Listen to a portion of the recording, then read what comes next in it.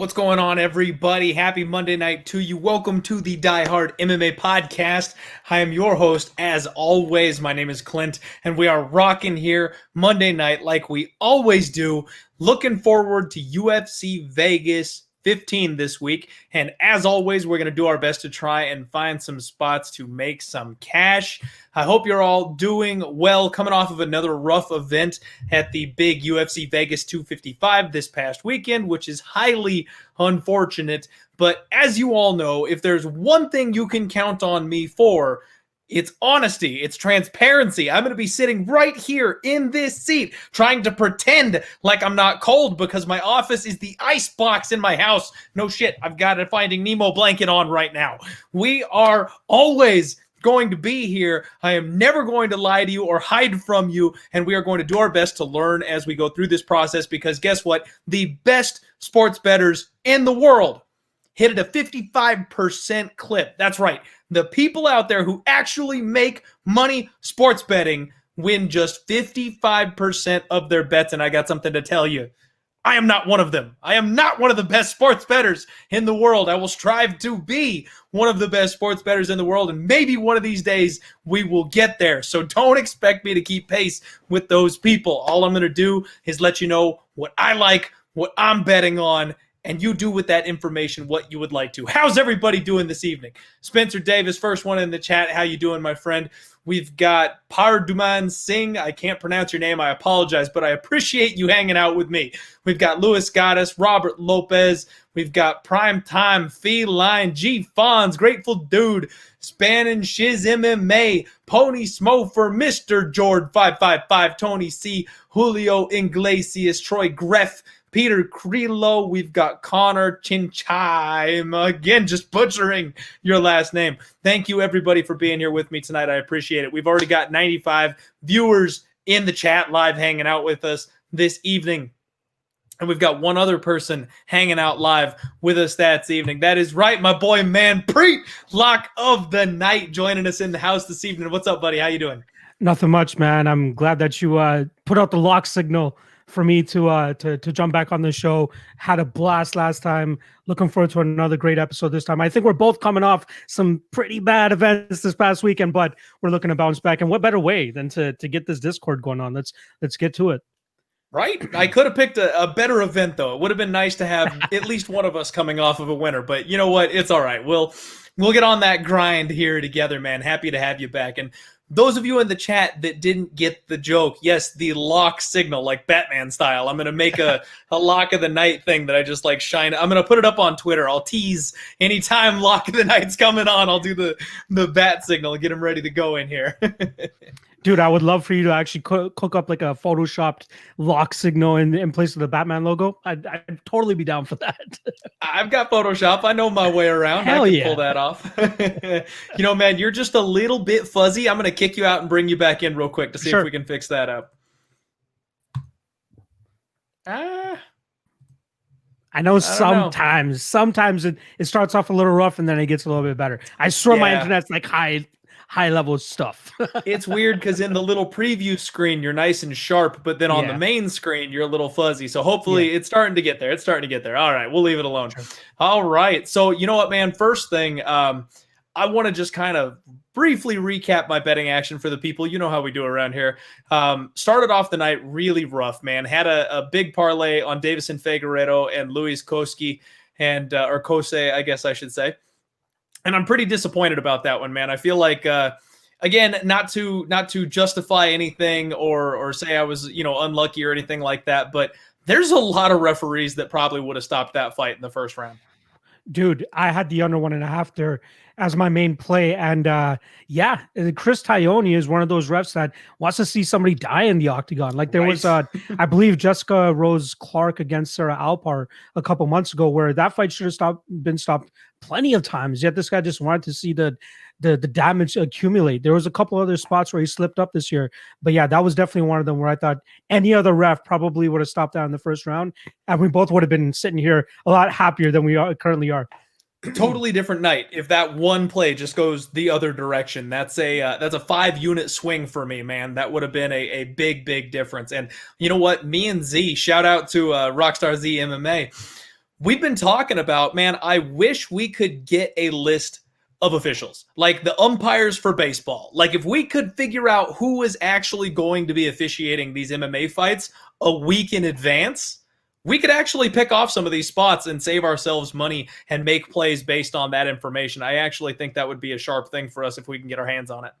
Dude, I absolutely believe that they should release that type of information as soon as they have it. You know what I mean? Like whether it's the Monday of fight week or whatever, even weigh-in day, give us that information so that we as bettors know what to expect. And even as fighters, like I don't think the fighters realize who they're actually going to be having reffing their fight until like the day of the fight. I'd be surprised if it's even the day before, but I think even the day of the fight, they have those meetings with the referees and that's what they let them know. But let us know ASAP so we can bet accordingly. It doesn't do you any harm to just put a tweet out or some shit. Let us know. That's all you got to do. Exactly. Well, so I made a couple of bets, which, you know what, man, in hindsight, I had a -6 unit night. It wasn't as bad as I thought it was. Like now that I'm looking back at it and kind of with a fresh mind, I'm not emotional, kind of looking over it. I made a bad bet on Ariane Lipski. All right. I bet in the dark that she was going to show improvements in this fight. I thought that she would actually be the one with the advantage on the ground. Turns out she had the advantage on the feet, which just opposite day. Like I had that fight completely backwards. So bad bet on that one there. Cashed on the Buckley right under 1.5. The way my night was going, I had deer in the headlights when he made it to round 2, man. I was like, oh no, like somehow he's going to catch a second wind here and I'm not going to hit this thing. But we got there at the start of round 2. And then the big one for me was Brandon Royval, man. What a fight. I mean, I have got to give everything to Brandon Moreno. I've told everybody I'm a huge fan of this kid. I've been singing his praises for a long time, but I feel like he was overvalued in this spot. And I feel like I saw everything I wanted to see from Royval. I just needed his arm not to pop out of place. Dude, that is a bad beat for sure. I personally did pick Moreno on that fight. I didn't bet that as I thought the line was a little bit wide as you had indicated. I just thought Moreno was just a slightly better version of Royval, but like the chaos that Royval brings to his fights makes those odds not even matter anymore. You know what I mean? Absolutely. Just as his fight with Kai Kara France, like he goes out there, creates havoc. Even after he gets knocked down, he comes back with a spinning back elbow to rock KKF. I mean, and then we see him eventually get that guillotine choke, but yeah, that's a bad way to lose a bet. I was so close. 1 second, man. Dude, I was this close to, literally 1 second. I was this close to actually betting the under 2.5. I'm not sure why I passed on that, but it would have been a great way to hit it. You know what I mean? If you have the under there, you're probably like, yeah, whatever. Forget his shoulder, right? But again, if you're a Royval backer, like one more second, you get back into the corner. You got the great Mark Montoya who just snapped it back into place like it was nothing. Yep. Absolutely insane. I've seen people in training, man. You pop it back into place and you keep going. If he gets to his stool, if he just gets by 1 second and gets to his stool, snap that thing back in and we're on in round 2. You know what I mean? Mm-hmm. What I saw in that fight is Moreno had to shoot for a takedown because he was getting pieced up on the feet. I saw everything I wanted to see, man. And if they didn't land in that twister position, the first time Royval got taken down, his guard was sharp. He was hammering him with elbows and then he got back to his feet as soon as he wanted to. I think Royval was going to win that damn fight. I mean, everybody back in Royval, congratulations, you won your bet. I love the kid. I will always cheer for him, so I'm not saying anything bad about him or you, but I honestly believe that Royval was still in that fight if he just could have gotten to the damn stool. Given the state of the flyweight division, I wouldn't be surprised to see them run that back, so you might be able to get even a slightly better price on Royval next time around, so who knows? Hey, Dana said they're going to turn him around real quick because he said that was a shitty way to lose the fight. So hopefully he gets another booking here in the next couple of weeks, maybe in January or something like that. But moving on, we had a bad parlay go against us here. Daniel Rodriguez, Joaquin Buckley was my parlay there. And Daniel Rodriguez, I got to tell you, man, I think they got the decision wrong. I had 1-3 for D-Rock, but at the same time, I can't even scream robbery. The 30-27 was maybe one of the worst scorecards I have ever seen. But D-Rock did himself no favors. He is not the guy that I bet on Saturday night. He came out flat. He didn't look good. There was no sense of aggression or urgency whatsoever. I can't even say anything about that. You know what I mean? That's like betting on the Bengals when Joe Burrow's knee gets shredded in the second quarter. Like shit like that just happens in MMA. He came out flat, and it is what it is. Honestly, I didn't get to watch that fight with the closest of eyes. But it's tough to lose like that, especially like even just looking on MMA decisions. It seems like they pretty clearly had it 29-28 for Daniel Rodriguez, but like you can't really predict those things when you're betting a Bobby Green fight per se, who always goes to a close decision. You can't really be mad at losing a split decision or a close. You know that one's coming. Yeah, exactly, right. But with Daniel Rodriguez, we've been seeing improvements from him from fight to fight. And yeah, he got rocked by Dwight Grant, but let's not forget he took that fight on less than 12 hours notice. Was it? Yeah. Like the fight day he took that fight against Dwight Grant, but on fight to fight, this guy's striking looks amazing. And Dalby, he's kind of on the decline. It seems like, right? So the fact that you got screwed out of a robbery, it's gonna happen every event. Unluckily for you, it was on that parlay. So, man, I feel for you. Yeah. Well, we're almost done crying in our beer here. So one thing that I've noticed about myself, man, is it's funny, actually. I had a phone call with those OGs of the show are going to know Cousin Judd. I've got to get him back on in 2021. So my cousin Judd, we were talking before the fight, and I was like, man, I love my card this week. But you know what the problem is? Anytime I love my card, I lose. Like, if I half hate my bets, those are the ones that hit. The ones that I love that just seem like a home run shot, something always goes wrong, man. So, like, Tim Means was my best bet on this damn card, and I hated it. It was when I said on the show, I have to make this bet. I must make it. I don't want to. It's scary to bet on Tim Means, but I have to make this bet. And that's the one that came through for me. It's the same exact thing with the Maya Shevchenko over 2.5. I wasn't super happy with it. I don't like going against the finishing ability of Shevchenko, but I had to because that line value was there. Those are the two that hit for me. And then, of course, it didn't matter, but I had Figueiredo and Buckley in those two parlays that crashed, so can't even pat myself on the back for getting those right. But, hey, all right, -6 units on the night. We can move on now. Sorry about that, everybody. I know everyone hates the recap, but got to do it. Hey, you got to be transparent, and shouts out to you for being transparent. Exactly. Thank you, man. Thank you. I appreciate it. So, all right, let's look at this fight card. So something a little bit odd for everybody in the chat this evening. I don't have a single bet locked in at this point. And I know I'm going to get the little fingers going that I'm scared to bet because I'm on a loser streak. No, this card has me twisted, man. I'm so happy that I've got you here with me to break these fights down this week because this card is just nuts. Dude, I'm kind of in the same boat in terms of I think this might be a much lighter card than this past weekend was, and that's not even because I took an L, just as you took an L, but it's just tough. There's a lot of chalky lines. There's a lot of questions regarding some of these guys that are at those chalky lines. Even the main event, -345 Curtis Blaydes.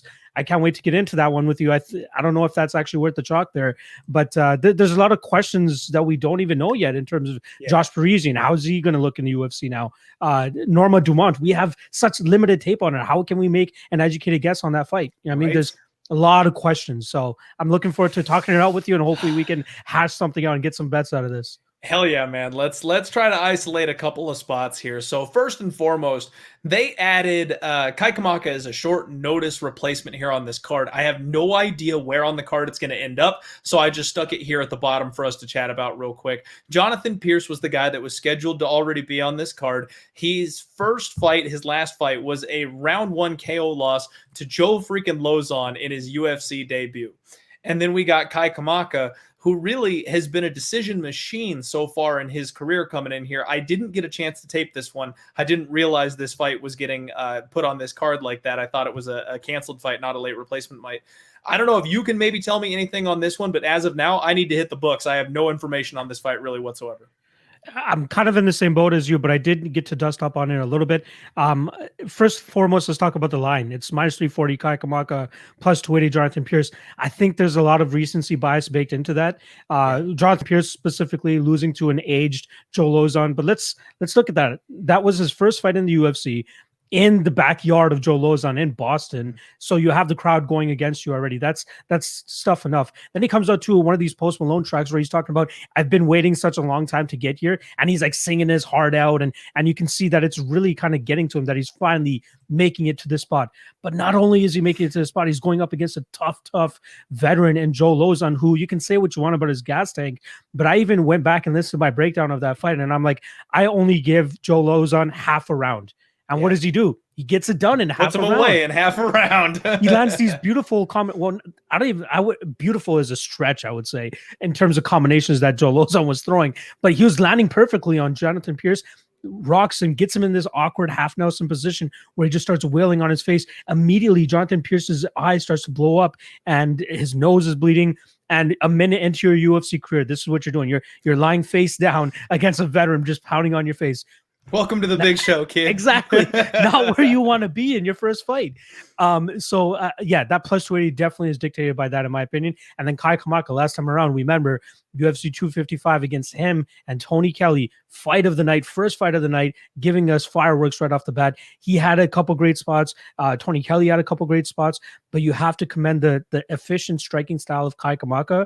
And I think that's going to be big here against Jonathan Pearce, who seems to show some striking deficiencies. One interesting note about this, so Kai Kamaka is taking this on short notice, like we said, stepping in for Sean Woodson. He used to fight at 135 pounds earlier in his career.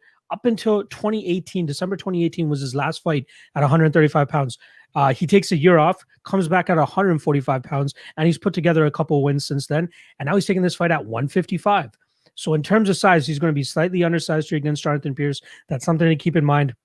It seems like Jonathan Pearce's strategies, at least from what I've seen on tape, the little bit of tape I've done, he likes to keep it on the feet, tries to outstrike you. But again, that striking defense might be a little bit of an issue here for him against a highly efficient striker in Kai Kamaka. So for me, if I'm backing Pearce, I'd want him to go out there, probably take this fight to the ground, see if he can grind out Kamaka, use his size, use his strength a little bit. But personally, I'm still siding with Kamaka. I think he's a solid fighter. Would I bet him at minus 340? Probably not. The short notice, the size difference, all of that is a little bit too much on my head. So I'm going to pass on this fight personally, but I'd probably throw Kamaka in a couple of degenerate parlays or something like that. Nothing official, some lunch money. That's about it. But I do like Kai Kamaka too. And one more thing, he's not really a finisher. Most of his fights have gone to a decision, but he could potentially find a finish here. I think maybe with the poor striking defense of Jonathan Pearce, maybe we've seen him land a bomb and put Pearce away. But I'm taking Kai Kamaka, not playing straight or officially parlaying him at minus 340. Hey, we had that card a couple weeks ago where all those round threes hit, right? This could be one where the volume adds up on him. I want to go ahead and just highlight real quick here our buddy Dimitri Sped here. This is impressive. That's very impressive to be up 40 on the main card but down 20 on the prelims. That's not easy to do. And then you know what, we did our recap, man. So I hate to put you on the spot here, but spot on picks can't be betting guys like Wright. Oh, hey, I only put half a unit on the dude. All right, I put half a unit. I thought I saw some little bit of value there. He looked decent in that first round. He actually looked better than I expected. He didn't get clobbered like people thought he would have. But it is what it is. I got to tell you, early in the week, I was on the same page, so I'm just giving you shit. I actually talked about him being the value side early on my Monday podcast. It wasn't until later in the week, the post weigh-in show, like after that kind of stuff, that I was like, shit, man, I'm overthinking this. It's gonna be Buckley. But honestly, man, we got to give Wright his due here. He survived way longer than anybody gave him credit for, and he actually landed a couple of really good shots in that fight. Honestly, I might look to bet on Wright in his next fight, because if they give him a step down, if they give him more reasonable competition, we might actually see him turn into a little bit of something here. I don't know what his potential is at this point. Like when he's going up against guys that throw a heavy leather like Buckley, or aren't scared of him, or aren't at a complete disadvantage when it comes to the athletic side of things. Yeah, he could potentially go out there and beat him, like he went out there and styled on Ike Villanueva. Right, exactly. He's going to be guys that are slower than him, that aren't as physical or athletic as him. So if you keep putting him up against guys like Ike Villanueva, sure, you get more of those guys at 205. Let's not forget, he used to be a 205er. So if he goes back up to 205, he might be able to have a little bit more success. And hey, man, we're still in the COVID times. They need guys like him. Exactly. They'll bring in a couple of guys off the Contenders series that are from, that lost their Contender series fight, guys like that on short notice. He'll beat them. He'll stick around. Absolutely. Absolutely. All right, man. Second fight of the night here. We've got Spike Carlyle, the Alpha Ginger, baby. One of my favorite fight names in the game, taking on Bill Algeo.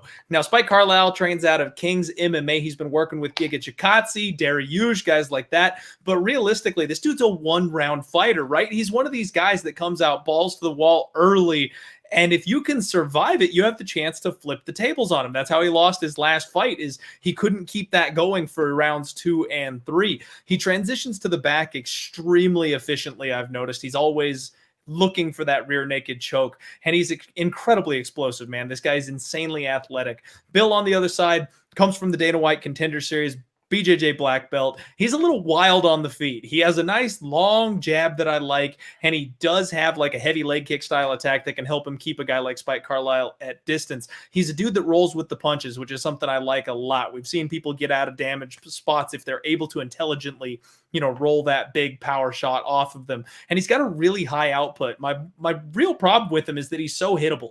He's one of these guys that likes to get in there and mix it up. High output, but he drops his hands and you can eat that return fire. That's not really the style you want against a guy like Spike Carlyle. And all of Bill's previous losses before he got to the UFC stage were against UFC caliber fighters, man. What do you got on this one? Man, I remember breaking his fight down with Ricardo Lamas, and I hammered Ricardo Lamas that night, and it was way more of a sweat than I wanted it to be. Let's put it that way. So he did win some respect for me in that fight, but the one thing that rubbed me wrong the most about him was he just made it to the UFC, and he changes his bio on the IG to UFC contender, and I'm like, dude, you haven't even had one fight in the UFC yet. What do you mean contender?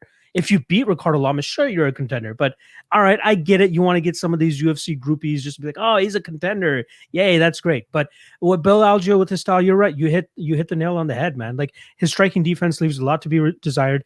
Spike Carlyle has already fought somebody that his size. He knocked out Alan Cruz with he started that knockout process with the head kick. More often than not, you don't really see the shorter guy landing such a clean head kick on, potentially the better striker, especially with the range that Alan Cruz had there. So that was very impressive. And then obviously he follows it up, lands some beautiful elbow in the clinch to eventually drop Alan Cruz and then finish him that way. Last time around, Billy Quarantillo, he put up way better of a fight than a lot of people were expecting him to. I bet the under 2.5 in that fight. I'm sure you saw my tweet from earlier this week where I was like, where's the finish? Where's the finish?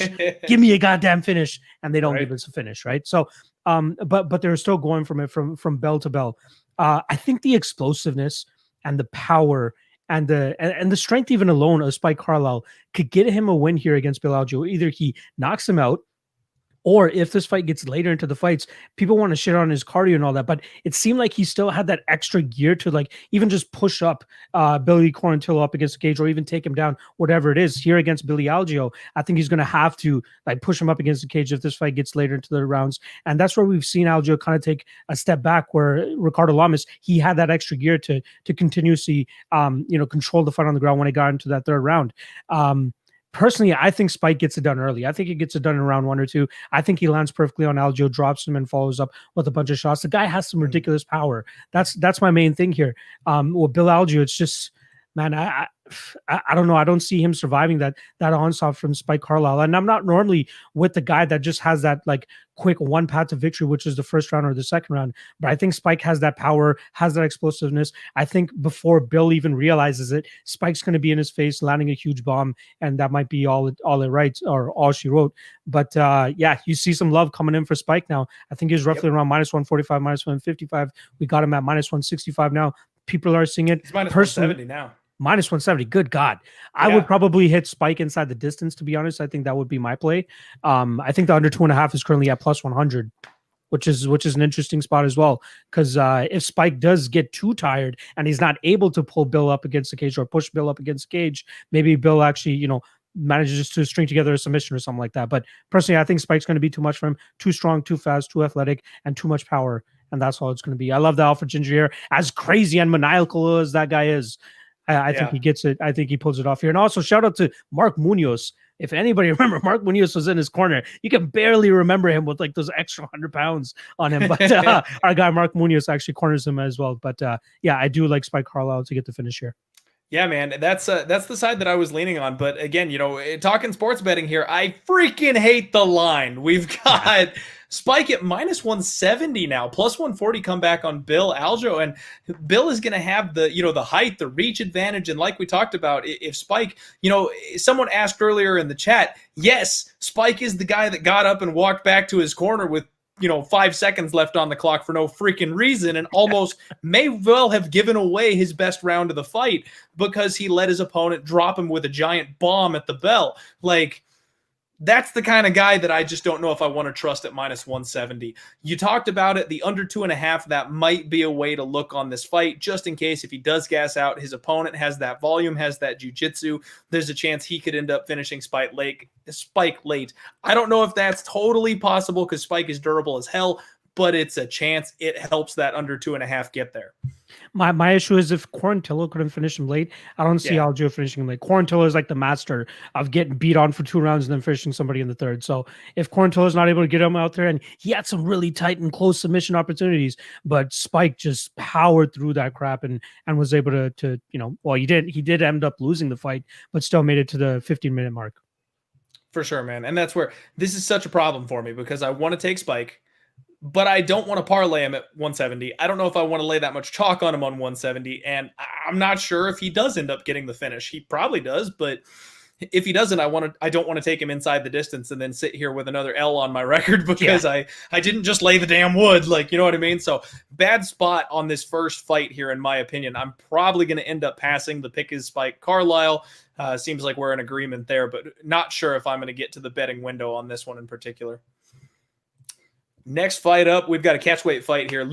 Cool Hand Luke Sanders taking on Nathan Maness. Luke is 13-3. Nathan Maness is 12-1. Luke is a guy that's getting a little bit older. I think he's 35 years old at this point. We haven't seen him for about a year. His best win in the UFC is taking out the ghost of Renan Barão. He is training over at Fight Ready, though. One of my favorite gyms. Got my boy Henry Cejudo over there. Hunter Azure, who looked really good his last time out. Luke Sanders' offense all comes from the left side, man. Left body kick, left hand, like that's it. He's got power on that left side, and he really has to corral you into that. Now, Nate Maness, another guy that's going to have that height and reach advantage we've been talking about. He's going to be the 10 years younger kind of fighter type of situation.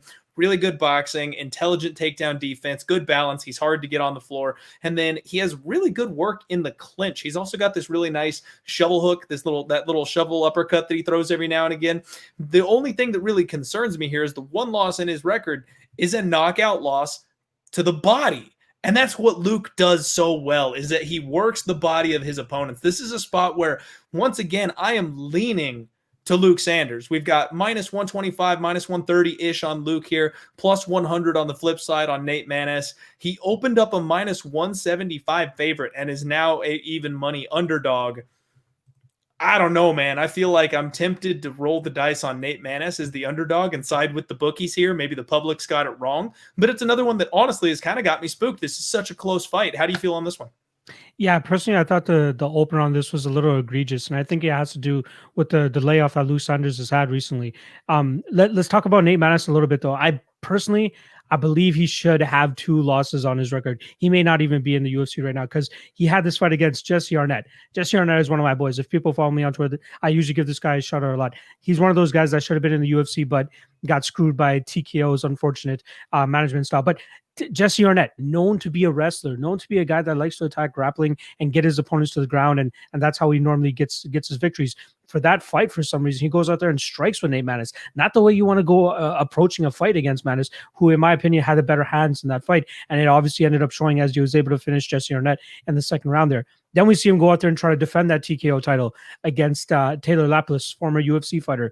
But Lapilus did such a good job in the first minute and a half to 2 minutes to get Maness to react to what Lapilus was doing, like throwing strikes, throwing kicks, staying on the offensive, moving forward the entire time. And that made Maness really more of a reactive fighter than actually doing his own, making his move, the first move. He was always waiting on Lapilus to make that first move. And I think that really messed with him. He was on his back foot the entire time. He was gassing out. And then Taylor Lapilus lands a beautiful side kick to the body that just drops him, and sayonara from there.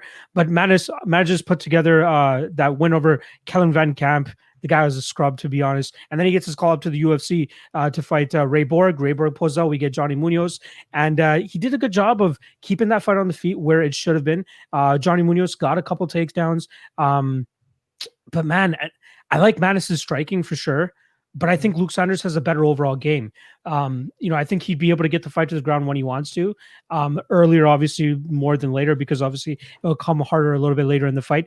I think he can mix it up well enough on the feet to kind of keep Nate guessing. Throw a couple level changes in there, and that really gets Maness more of a reactive fighter than actually making the first move. And I think that's where the difference is going to be. It's going to be the fight IQ. And obviously Sanders has had some gaffes in his fight IQ in the past, but you got to think he's got to be a smarter fighter now. He's got to be the more, he has way more experience on his record in terms of at least being in the UFC. The layoff is a little bit of a concern. Like I wish that age. That's another thing. 35 years old. You got to expect, the younger guy, Nate Maness here, making improvements on a fight to fight basis. But when I see such a glaring hole in terms of takedown defense and kind of just being willingly pushed up against the cage, that gives me some pause, especially against a guy like Luke Sanders, who likes to do that quite often. So, man, the pick is Sanders. I'm with you in terms of not wanting to pay the juice at minus 140. I think it's a little bit too much, given the cons that we have in this fight. So I do like Luke. I wish I got that plus 140 because I probably would have been all over that. By the time I got around to this, he was already the favorite. But yeah, I'm going with Sanders. I think he still gets it done. As long as he doesn't have a brain fart in the second or third round, I think he gets it done. I think he gets Maness down enough. I think he nullifies the power coming back his way. And then, once that third round comes, it's really just a Maness knockout that could potentially give him the victory here. And I think we see Sanders play it as safe as possible. And I'm going to take Sanders to win via decision. In terms of a bet, probably a pass. Yeah, man, this whole card is just treacherous in my opinion. There's going to be a lot of passing for now, at least at this point. I think more so than ever, my post weigh-in show is going to be a big deal for me this week, since I'm going to be looking for some opportunities to get some action down based on how these guys look on the scale. You can get Luke Sanders here at about minus 125, minus 130 right now. And yeah, I'm right there with you, man.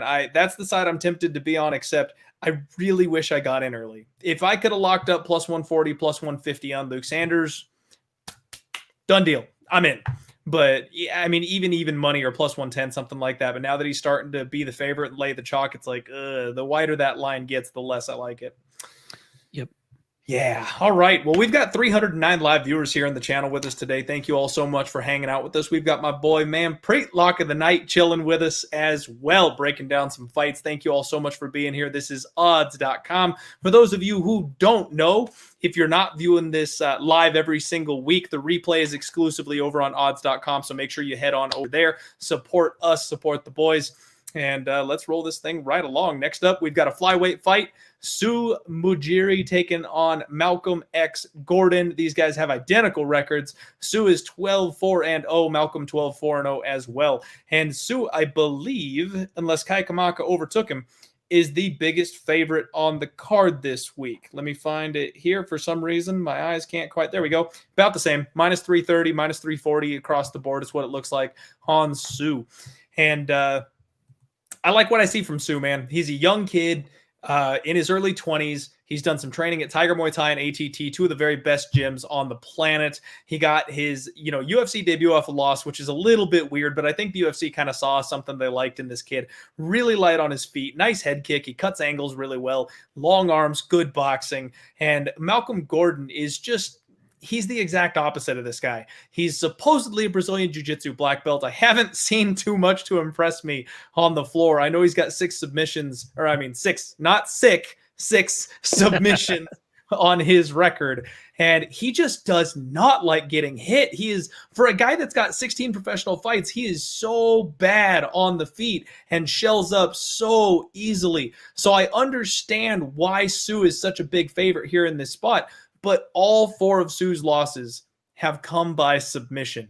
These guys are like opposite ends of yin and yang, man. Neither one can do what the other is strong at. And because of that, it leaves me not really wanting to parlay Sue, even though I do feel like he's maybe the right side here. How do you see this one?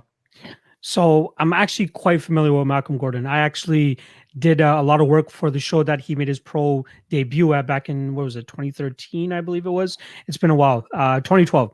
Actually, sorry, it was the second fight that he had. So I did actually work at Score Fighting Series as well. But anyway, this guy was kind of the protege of the Adrenaline team down in London, Ontario. We got guys like Chris Hordesky, Sam Stout, Mark Hominick, and the famed coach, the late coach, Sean Tompkins, before he moved down to Vegas to do work with Vitor Belfort and those guys, he tried creating this team over in London, Ontario. And Malcolm Gordon was one of those guys that followed him down to Vegas. He's like, okay, I want to, get my career going. Team Tompkins, they're great. They have great reputation. And then Tompkins dies, and we get Malcolm Gordon come back up to London, Ontario, and really get taken under the Sam Stout wing, the Chris Hordesky wings. He looked like a threat early in his career. Like he looked like a guy that could truly put it together. He went off 5 straight victories, especially beating Chris Blaydes, who, did make it to the UFC eventually, even after that one loss. But that was a really big win for him. Loses to Randy Turner, who's kind of like a local legend up here in Canada. And that was an unfortunate loss for him for sure. And then his second last loss against Dimitri Wardenberg. That was a fight where the guy was just way bigger than him. Don't let the 11-7 record of Dimitri Wardenberg fool you into thinking that guy was a scrub. That guy fought everybody, the best of the best on the Canadian scene. Sometimes got the victory, sometimes got the loss, but more often than not, he had like a Tony Ferguson aura about him where he was just always having banger fights, and that's exactly what he had against Malcolm Gordon. The Yanni Sherbatov fight is probably the most notable win for Malcolm Gordon, but I believe Sherbatov actually ended up injuring himself right before that rear naked choke finish. But yeah, you're absolutely on point about him not looking comfortable at all on the feet. Like he did move his most of his striking camp to Joseph Bazooka Valentini. A lot of people know him as the Glory kickboxing champion that had to retire because he had all these concussions and all that shit. But you can't expect quick improvements in striking off of 1 or 2 camps with one striking coach. You know what I mean? And it definitely showed in that last fight against Amir Albazi. You know what I mean? Albazi, mainly a grappler, goes out there and outstrikes Malcolm Gordon and looks really good doing it, and then eventually takes him down and submits into him his game. Malcolm Gordon was the black belt. You're telling me he's the one that got submitted against a purple belt? The purple belt took him down and choked him out. Exactly. That was very, very that really sucked for sure. We'll talk more about Amir as he's fighting later in this card too. But Gordon, I think he needs to get the fight to the ground to have his most success. We have seen Mudaerji submitted by Louis Smolka, but I do believe that Louis Smolka is a much, much better jiu-jitsu player than Malcolm Gordon, especially in the MMA world. I see this fight mainly taking place on the feet. I see Mudaerji completely tuning him up on the feet, unless we see those massive amounts of improvements working with Joseph Altolini for Malcolm Gordon. Yeah, this is a tough one for Gordon for sure. Personally, I wish he made it into the UFC a little bit earlier, but obviously he didn't put together the correct record to do so. I just think Mudaerji just has him absolutely beat on the feet. I like how much he moves. Great high kick, like you were saying earlier before. The way that he pieced up Andre Sukumtat, who probably not the greatest fighter, but is a decent striker. We need to give Sukumtat that credit as much as we like to rag on that guy. Mudaerji made it look amateur in that fight, dropped him a couple times, and even had some success on top of him in that third round. But yeah, I like Sue here, not at minus 330. I still think there's some questions on him. He is ever improving, but I don't think that Malcolm or Gordon is going to come out here and pull off an upset. Just not as much sold on him as I thought I would be after running the tape here, because I like the guy. He's an Ontario guy, a Canadian guy. You know what I mean? I want to back my Canadians, but if I don't see it on the tape, I'm not backing him. So I'm going with Mudaerji. I wouldn't even be surprised if he finishes him, like possibly a TKO on the feed too. So I'll go with Mudaerji inside the distance. So even if you want to play a prop and maybe get a better line, what do we got for the Mudaerji inside the distance? Minus 115. So even money. Yeah, I'd like a plus money, to be honest, when I'm playing it inside the distance, but I think that's definitely his best path to victory here. Yeah, but I mean, paying just slight juice when the guy is going to be minus 400 by fight night, it's not, it's not bad. I'd rather play it that way. The thing that gets me, man, for those of you who follow my articles that I write for odds.com, the very first one that I put out, unfortunately, I don't have access to this particular line yet, so I haven't been able to hit it myself. Dude, they opened the under 2.5 at plus 110. Wow. I was like, I wrote my article. There's the one bet on the entire card that I was like, I'm going to hammer that. Couldn't get to it because I don't have that book available to me. It is now minus 155 at best. So smoked the value on that pick, and it's not even in my pocket. So hopefully somebody got on it, but not me. It always sucks when you miss a line like that. Yeah, just it's not widely available yet. You know what I mean? That's really the only problem, but is what it is. I like the under 2.5 in this spot because if something was going to happen, if Sue does something stupid and Malcolm has any path in this fight, it's that submission ability. So that under 2.5 really encompasses both guys there, and then you're not picking a side. I might play a lot of totals this week, man. There's a a lot of opportunities, I think, this week to not pick a side and play a total instead. No, I agree. Like you said, there's a ton of juice, and not to mention a ton of questions around those people with the juice too. So you don't really want to. And again, probably not the most convincing underdogs either. I mean, so maybe the money here for this weekend was definitely on the totals. Maybe so. I do want to go ahead and answer one of our questions here in the chat. Jake McDonald says, do you think these guys train? Jake, my friend, I have done years of Brazilian Jiu-Jitsu, and I've actually done a decent amount of Muay Thai training myself. Your boy had a kid 5 years ago. My ass is out of shape. I am rocking that dad bod right now, but I've actually done quite a bit of training. Manpreet, I don't even know, man. Have you ever done any training? So the only training I've really done is in boxing, but I did work at an MMA gym where I did end up cornering a couple MMA guys. I know my way around in an MMA gym, but in terms of actually training myself, I've mainly only stuck with the boxing aspect of it. There you go. Nothing wrong with it, man. I like some boxing myself. I'm just not very good at it. I got some long ass legs, so the Muay Thai always made more sense to me. I got some hands. I swear I got some hands. There you go. There you go. All right. Moving along, we got a flyweight fight here. We just talked about Amir Albazi. He took out Malcolm Gordon on short notice for his UFC debut. The man is 13-1, taken in here against Master Z, Zhalgas Zhumagulov. I call him Master Z because it's much easier to say.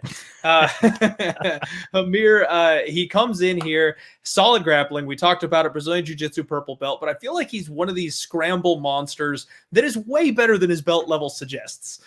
He probably, commands a brown belt with that purple.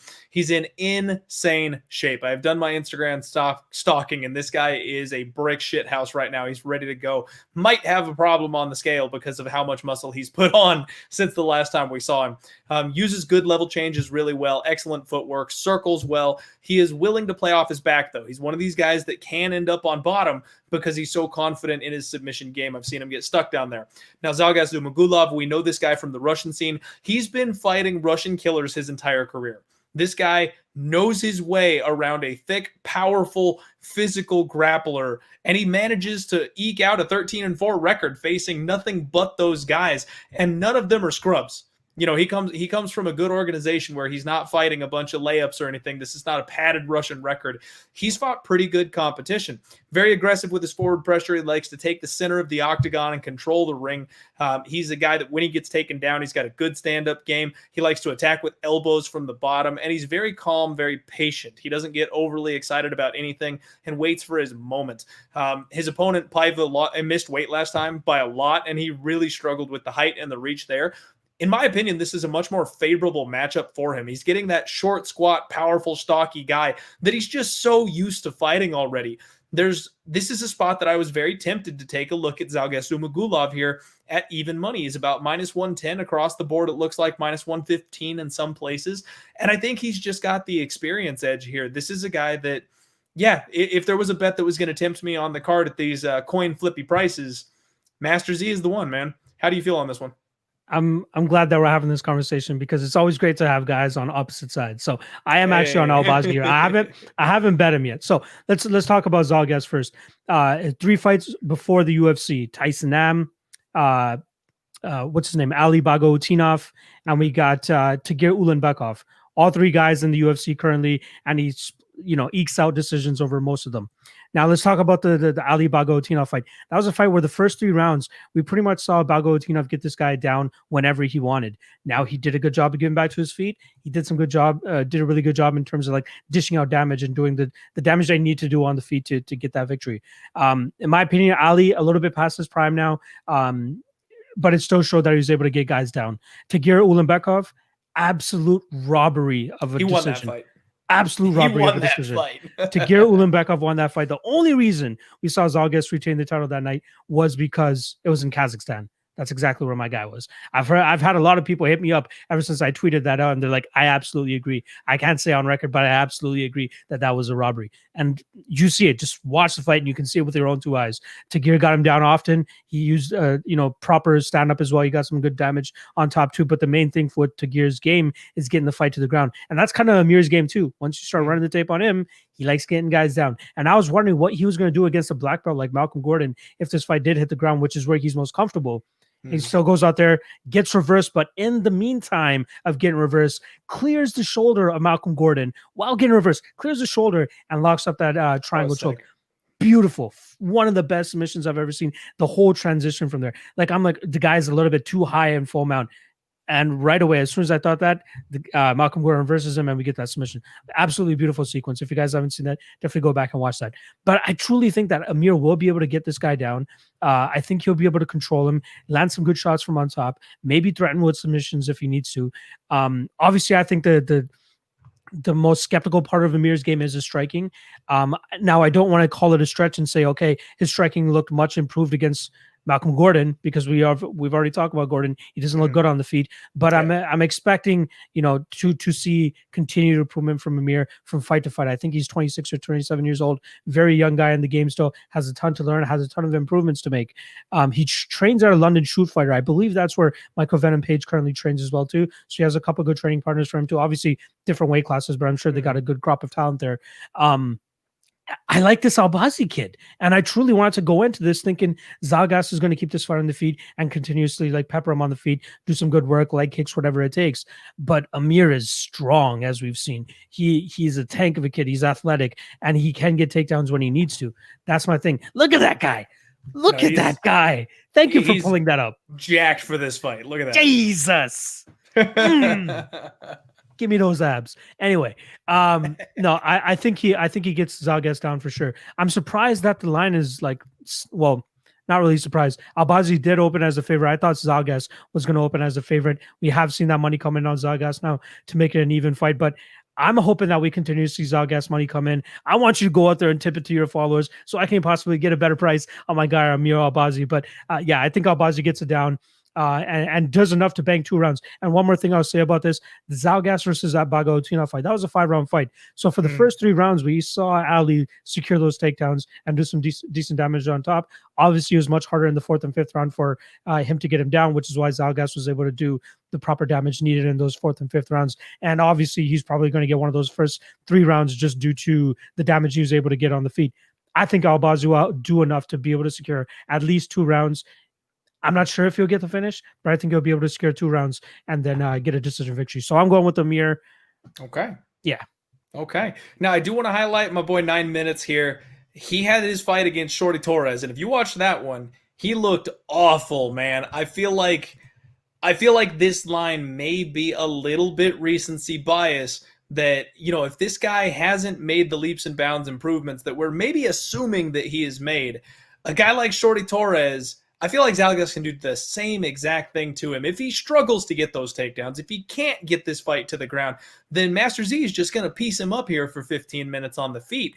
And the fact that Malcolm Gordon, A, wants to go to the ground, B, is awful on the feet, I feel like that flashy short notice spot might be overhyping him here a little bit. What do you think about that?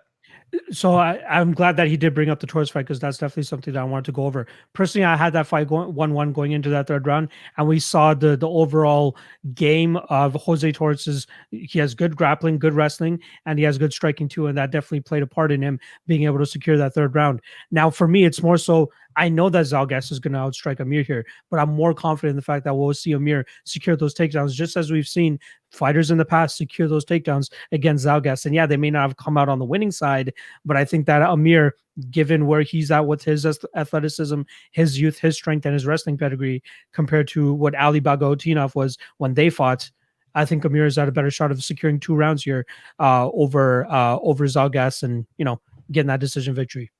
Okay. All right. So a little dissension in the ranks here. We disagree on this one, and I love it. That's okay. But man, that's exactly why I've got such a problem with this card.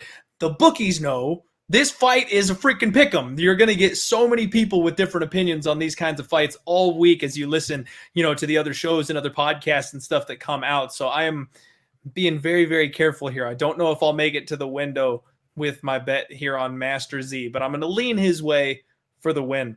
Let me see. You know what? While we're here now, most of I do a show later on in the week, Total Madness. I go back over the entire card and I talk about this thing over and under. But this week I smell that I'm going to do more totals than sides. So we'll touch on a couple of them here. Unfortunately, this one looks like it's juiced heavily to that over 2.5. So I was hoping I could get like a minus 150 or something like that on the over 2.5. That'd be a fun spot, but no, it's like minus 250. Yeah, you're not getting a good number on that for sure. I think most people expect this to go to a decision.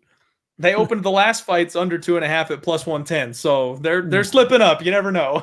Yeah, you're right. All right. So before the next fight up here, I do want to give a shout out. We've got another sponsor on the show. Most of you guys know the boys over at GOATCapitalSports.com. Give them a follow on Twitter at GOATCapital_. Tell them Clint sent you. If you look for reasonable priced sports betting advice, if you want picks, college football, basketball, baseball, they've got all the stuff like that covered that I simply can't help you with because I'm god awful and I'm efficient all those other sports. So go check them out. Let them know I sent you over there. They will point you in the right direction. Next up, we've got a banger of a fight. Bantamweight, Martin Day taking on Anderson Dos Santos. Martin Day is 8-4. Dos Santos is 20-8. This is a high-level bum fight, my friend. We have two guys that are 0-2 in the UFC. Martin Day, 0-3 if you count his Dana White Contender Series loss. But in Day's last fight, he went to absolute war with Davy Grant. And I actually had him in that fight. I picked him, I bet him, and I was floored that Davy Grant was able to stay in that fight and turn the tables. Martin Day did everything that I want him to and still somehow couldn't get Grant out of there and ended up succumbing late to the damage. He's got an exciting fan-friendly style, sharp boxing, a big right hand. I think he's got a good intelligent bottom and get-up game. The only issue I have right now with Martin Day is that he's coming back really fast after that bad KO. He took so much damage in the Grant fight, and just 4 months later, he's stepping back in the cage. Now, he's taking on Anderson Dos Santos, who I feel like is a little bit stiff on the feet. He's another guy that likes to throw down, though. He's got a big right hand, but he plods forward, and he's extremely hittable. I like Martin Day here, but that quick return has me a little scared to pull the trigger. What are you doing? Man, I think there's a little bit too much juice on Martin Day here. There's one issue that I have with him, and he seems to not really deal with counters well. Like we saw Lu Ling, the Chinese fighter that he fought. I'm gonna butcher that guy's name. The Chinese fighter that he fought absolutely landed a beautiful counter on him, drop him on his butt.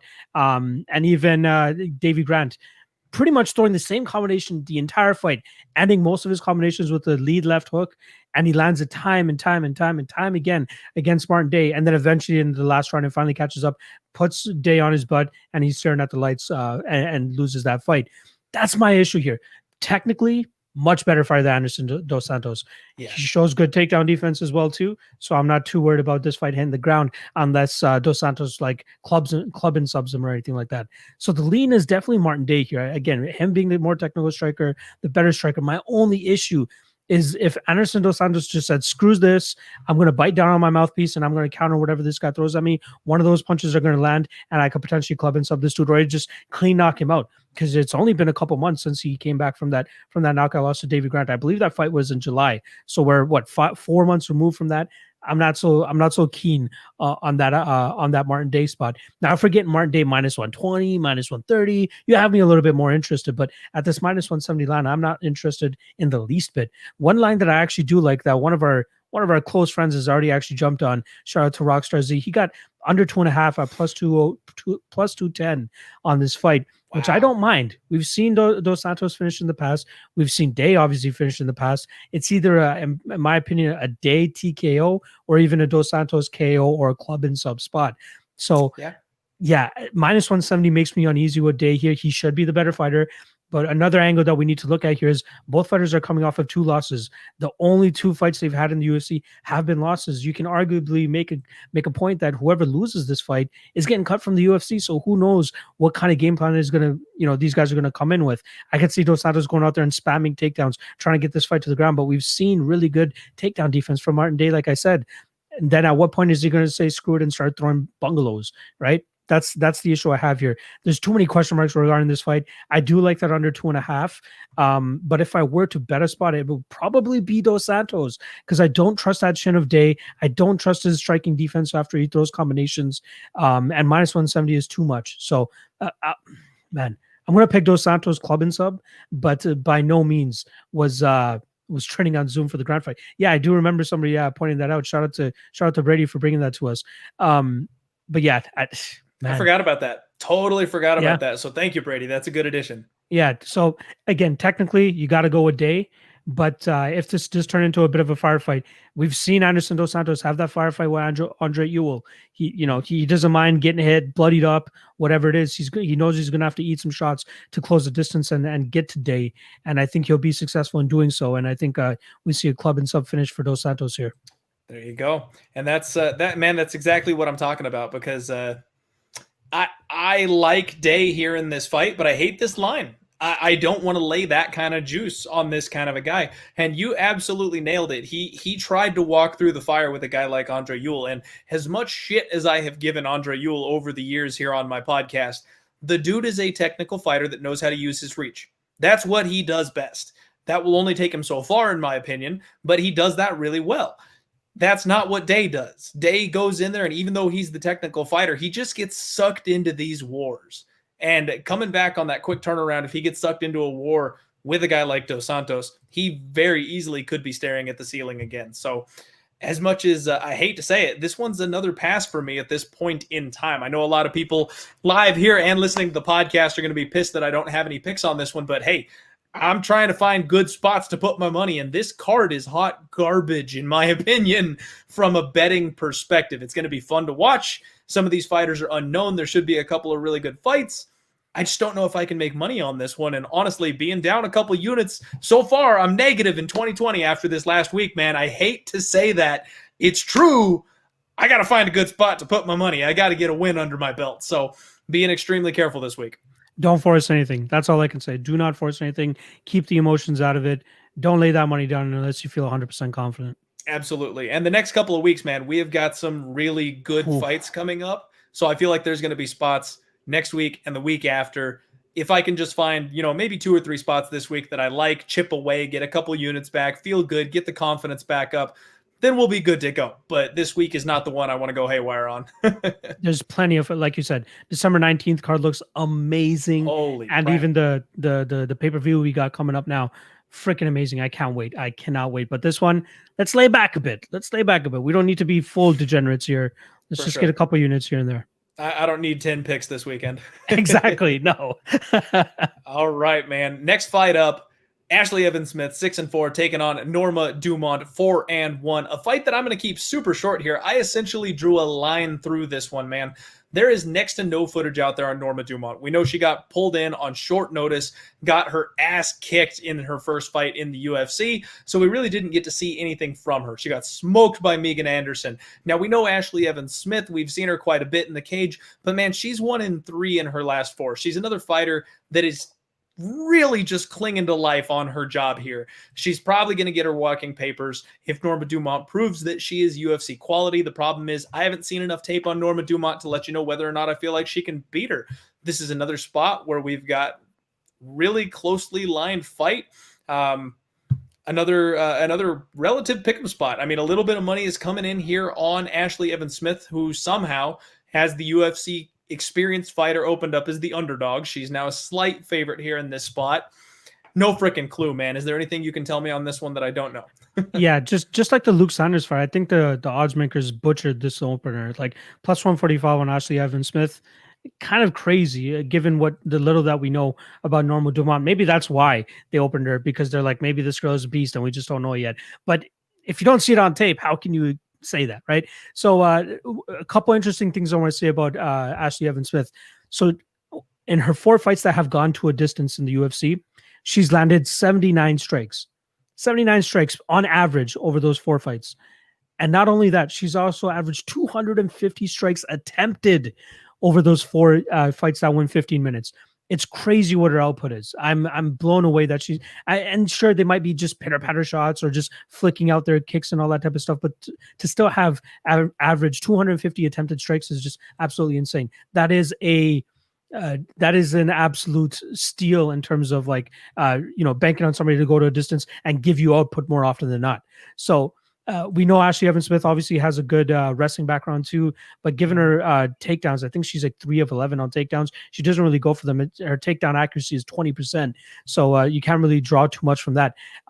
Dumont has fought at 145 pounds before. She has fought at 135 pounds on the regional scene. Ashlee Evans-Smith, we know last time around against Andrea Lee, she went down to 125. Even during their fighter entrances, she's talking about how, oh, look at my belly. I'm happy at 125, so I don't mind that. And now, again, she's back at 135. So I'm not sure if that's due to COVID or if that's just due to the layoff. I think she was injured a couple times. She was actually scheduled to fight in March, but then COVID obviously pulled everything out. I like her here, but again, like, what are we liking her against? That's the issue. Like, I don't know what Norma brings to the table. She looked decent against Megan Anderson, taking her down a couple times, landing some good shots on the feet. But all it took from Megan Anderson was just this one piston right cross down the middle, lands on Norma Dumont. And you could actually say there was an argument that you can make that fight go on a little bit longer.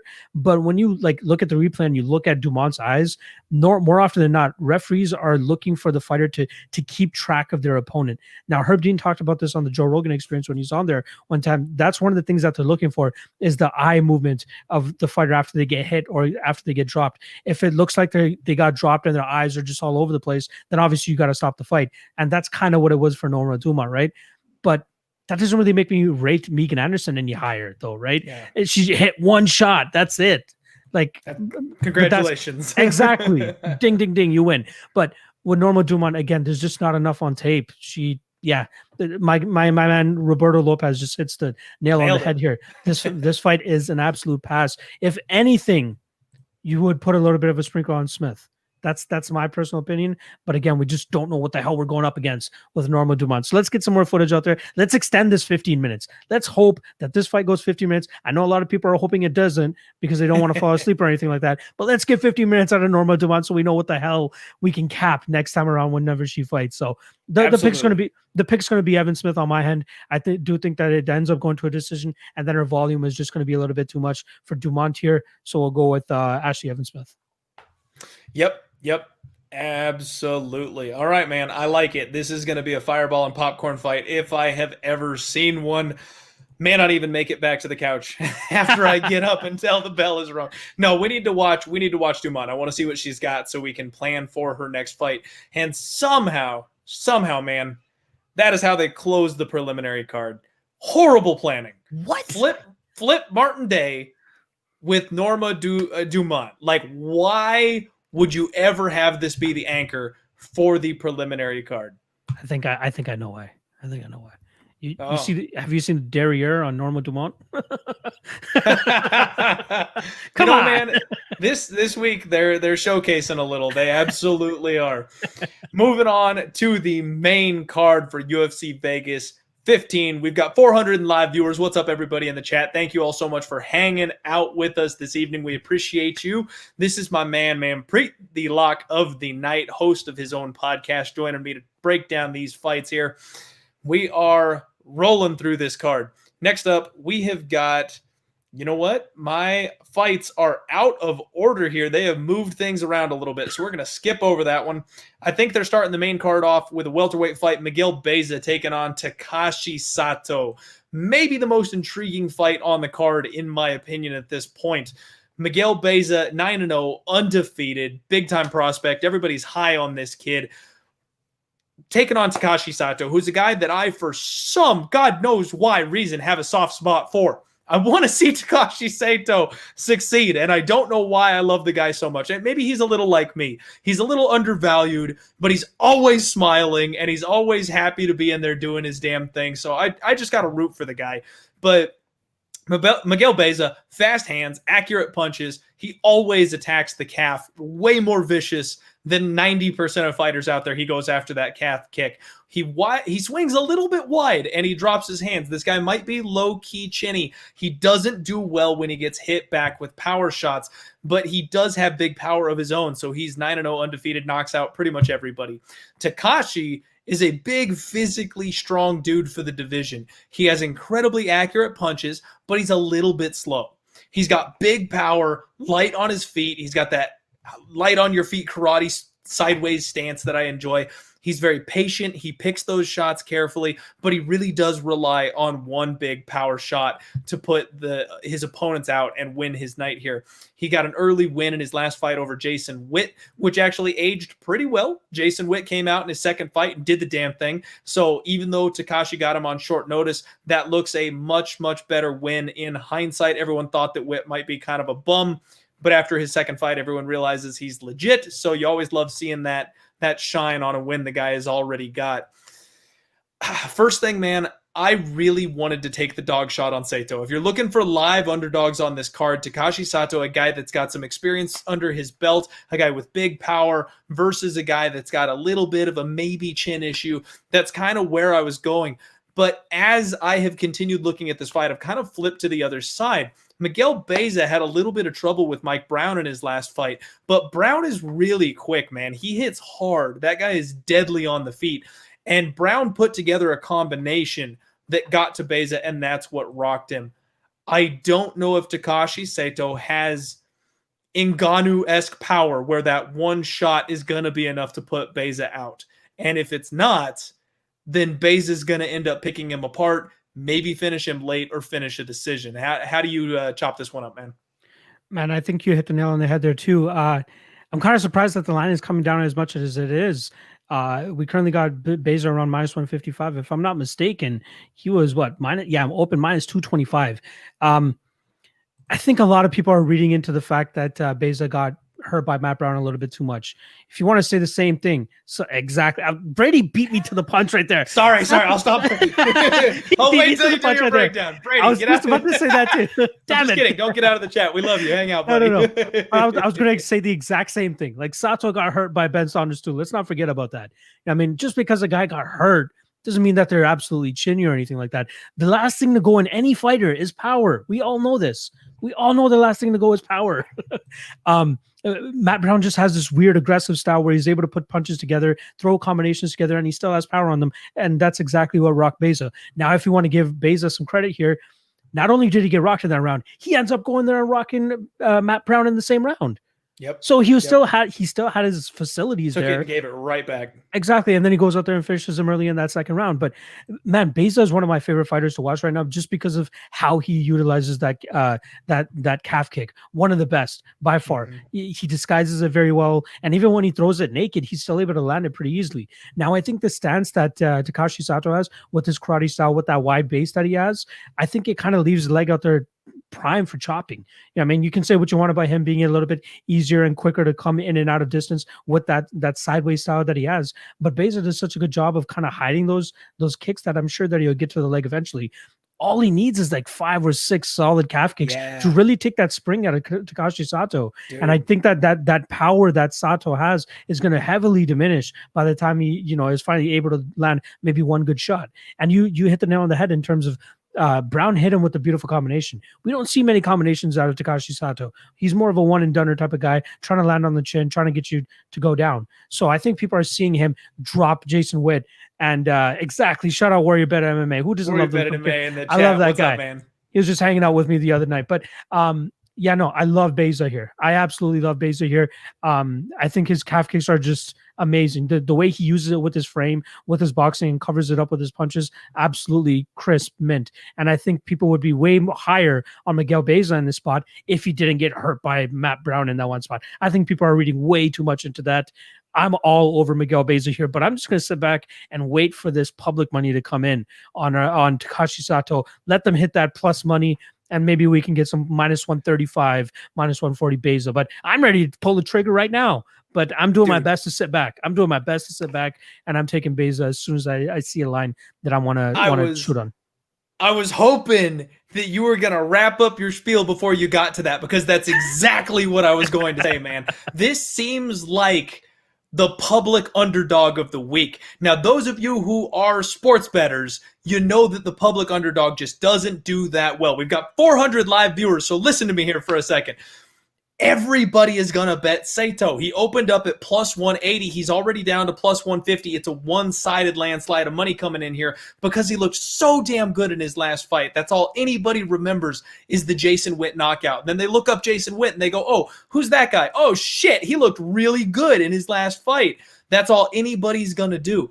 Because of that, we are going to get a very affordable line if that money keeps on coming in on the other side. I think that we've got the better fighter on Baeza, and I think the leg kick is going to be key, man. I think that Takashi Sato is such a stationary fighter when he's on the feet that he's going to be there all day, and we might see another calf kick TKO because he sits with that front leg forward. It's right there for the taking, and Baeza is going to be able to kick the crap out of it from distance. And so even if he doesn't end up TKOing him with that, he's going to slow him down. So the guy that relies on big power explosive shots like Takashi Sato suddenly won't be able to plant on his foot, suddenly won't be able to close that distance. That guy's got a real hard 1-2, and that's it. If he can't catch you with that cross, Sato can't knock you out. So as much as I love the guy, I'm with you, man. I'm going to be on Baeza. I'm going to be patient. I'm going to sit back and wait. And if we can get minus 150 or cheaper on Baeza, I'm all about it. I don't know how people can feel comfortable about having that small path to victory with Sato, because even if this gets extended to 15 minutes, more often than not, the guy who's throwing more and landing more and having more variety of strikes like Baeza will have here, he's going to get the decision even if this sees the scorecard. How's Sato winning a decision? No. With what output? Exactly. Sato has really one path to victory here, and I think Baeza can win basically all the other ways that the fight can happen. So I agree with the favorite. Probably going to bet this one. Let's see how cheaply we can get this line. And real quick, man, my boy Greco here in the chat saying you all pass. You might as well not put on a show. Let me tell you, buddy, I appreciate you hanging out with us this evening. But we're talking sports betting, so we will give you who we think is going to win the fight. But at the end of the day, if we don't actually put our money where our mouth is, we're not that confident. And on a fight like this, where there's lots of really closely lined stuff, if you're looking to just fire on this kind of a card, you might as well throw darts, man. Like, there's a lot of really close fights on this card. So, in fact, we're being smart by not giving an official pick or a bet on every single fight, because this is the kind of night you can go broke on. So we're putting on a show, giving you all the information that we have. Listen to what we've got to say, and then sit back, formulate your own opinion. Do a little bit of research yourself, and if you feel strongly enough to pull the trigger on a bet, then you go for it, and I will wish you luck. Hey, you got your after weigh-in show. I'm on the final weigh-in with the rest of the odds crew. Maybe we might have better reads then. So tune back in on Friday, and you might get some stronger reads from us. But still, this is a landmine card, in my opinion. Absolutely. Absolutely. All right. We have got a women's flyweight fight coming up. And I don't know how many of you saw my meme that I put out earlier today, but I finally have decided not to. Everyone screams at me every time I put a bet on women's MMA, and I made the meme. I mean, you know what? All right, I'm talking about it now. I got to pull it up so you can actually see it. I think I've seen it. Oh, did you see it? All right. I'm pretty sure I've seen it. I didn't know if you saw it. Let me get this up here for the people. All right. There we go. Boop. Oh, all the diehards. Oh, shoot. They can't see it all. There we go. Everyone's just so proud of me not betting on women's MMA. So it takes discipline, Clint. Oh my gosh, it does. It does.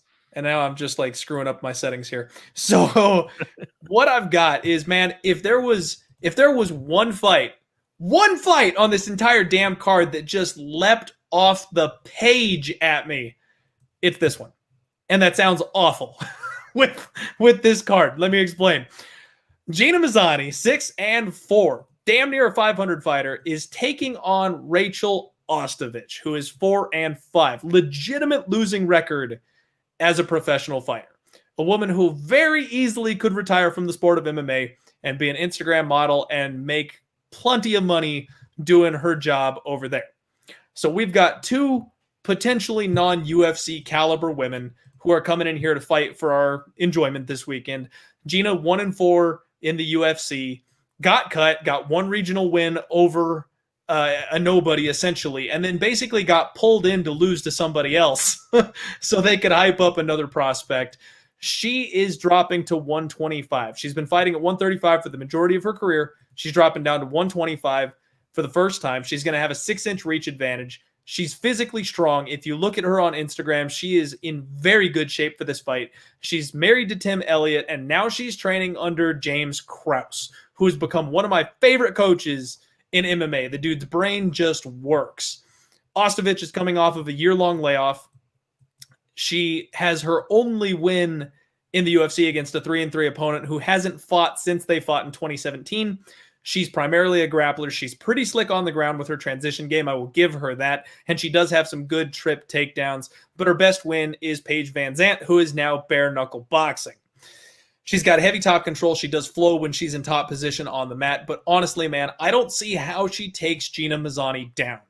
And if Gina Mazany is finally at a good camp with a good coach, good training partners, in shape, rekindled her love for the sport, man, I don't see how she loses this fight unless it's the all ever present danger of armbar from guard in women's MMA.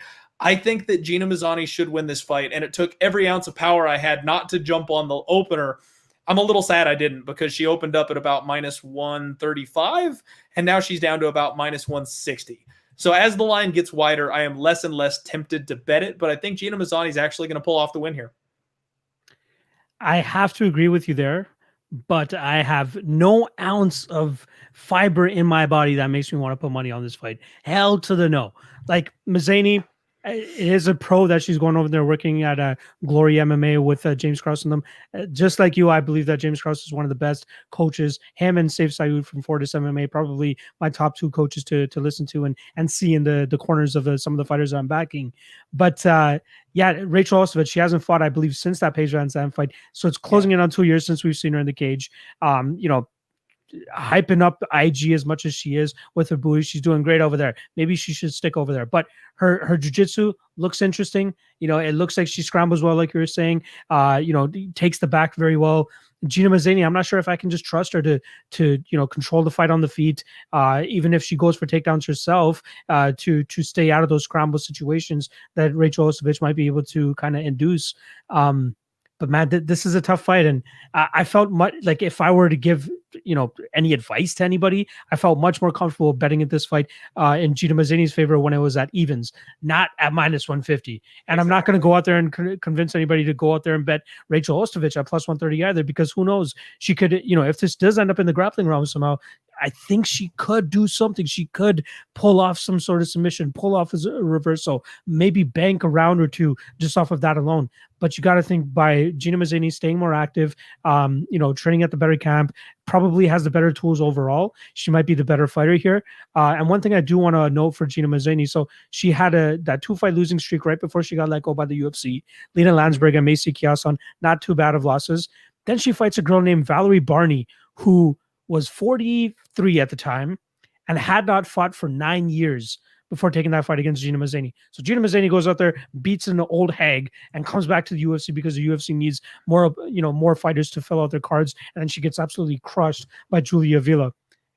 I don't feel comfortable with money on somebody like that. You know what I mean? Yeah.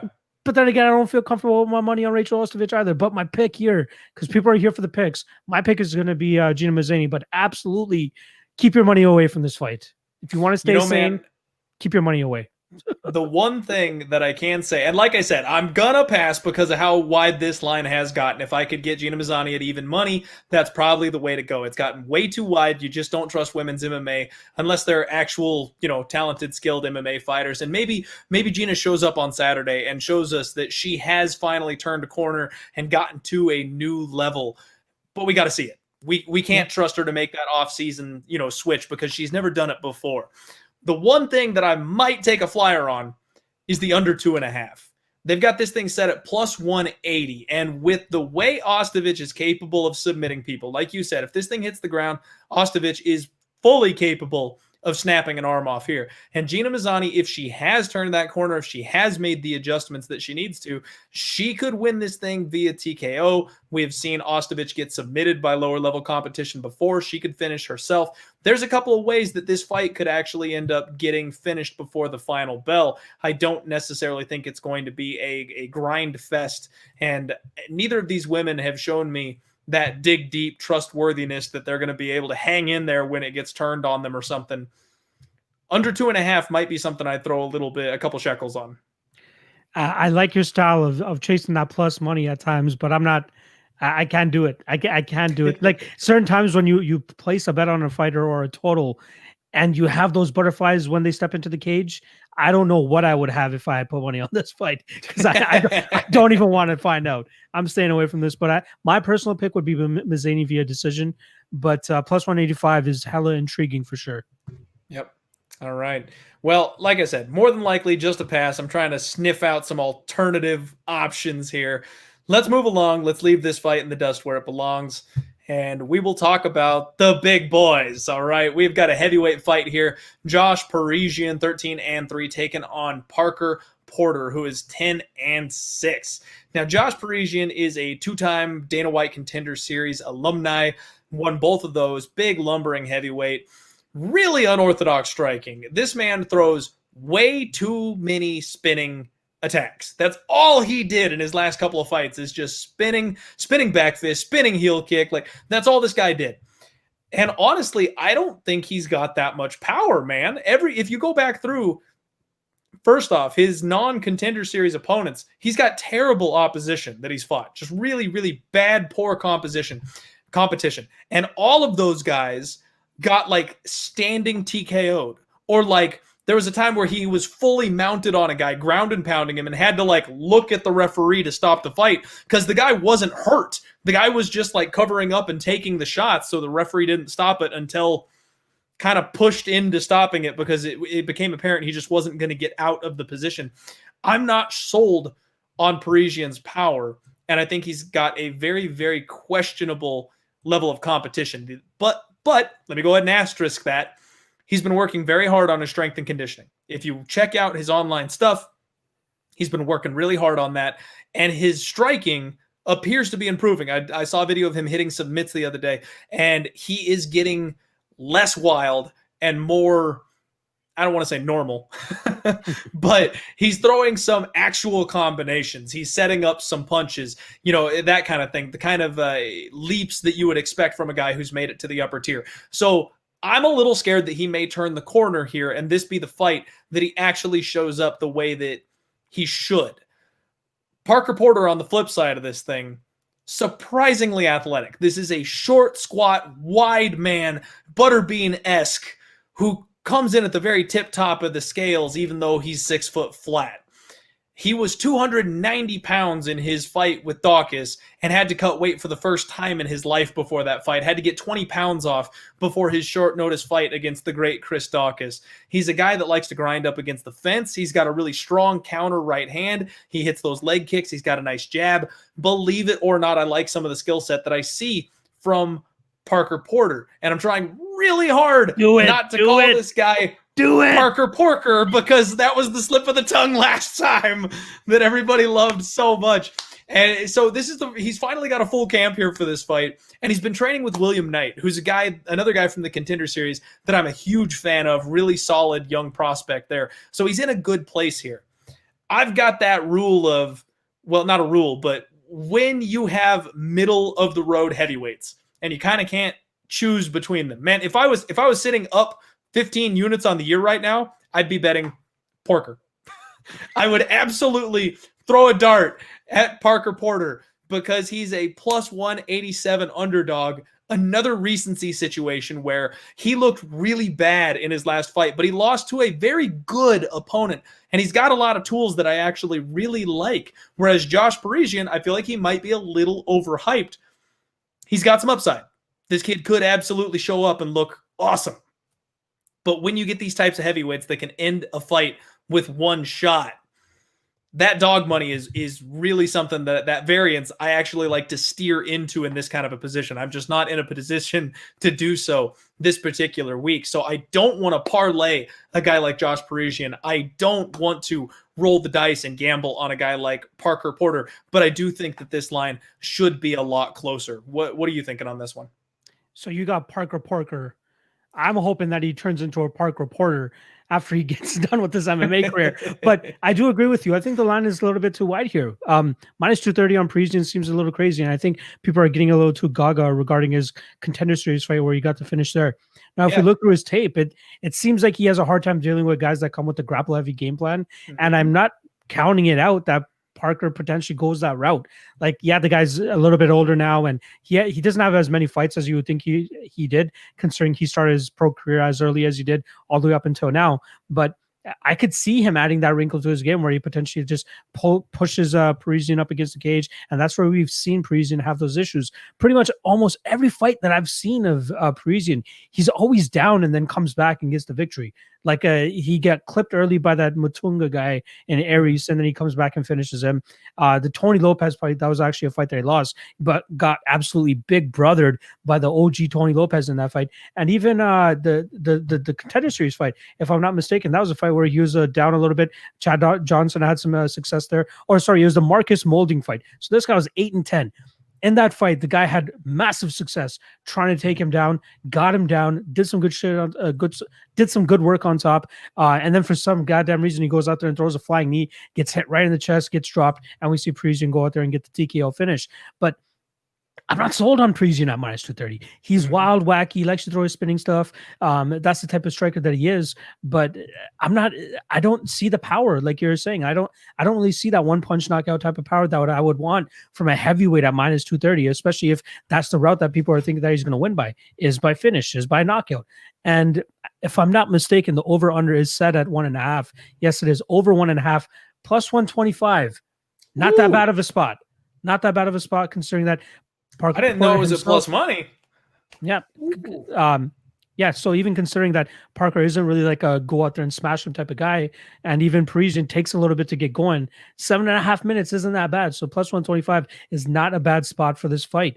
I'm not trusting Parisian on minus 230. And even when I started my breakdowns for this and started really getting into this card, this is the fight that everybody was pointing me to. They're like, Parisian, lock of the night. There's your play. You're welcome. I'm like, I don't know about that, guys. I don't know about that, guys. After running this tape, I'm not so impressed. So, man, betting wise, I don't know how you could bet Parisian minus 230. I would rather you put a gun to my head and I'd take Parker Porter at plus 190 rather than taking Parker or Josh Parisian at minus 230. So I'll go with the upset here. I'll go with the upside with Parker Porter, maybe getting a late finish or even getting a decision victory here.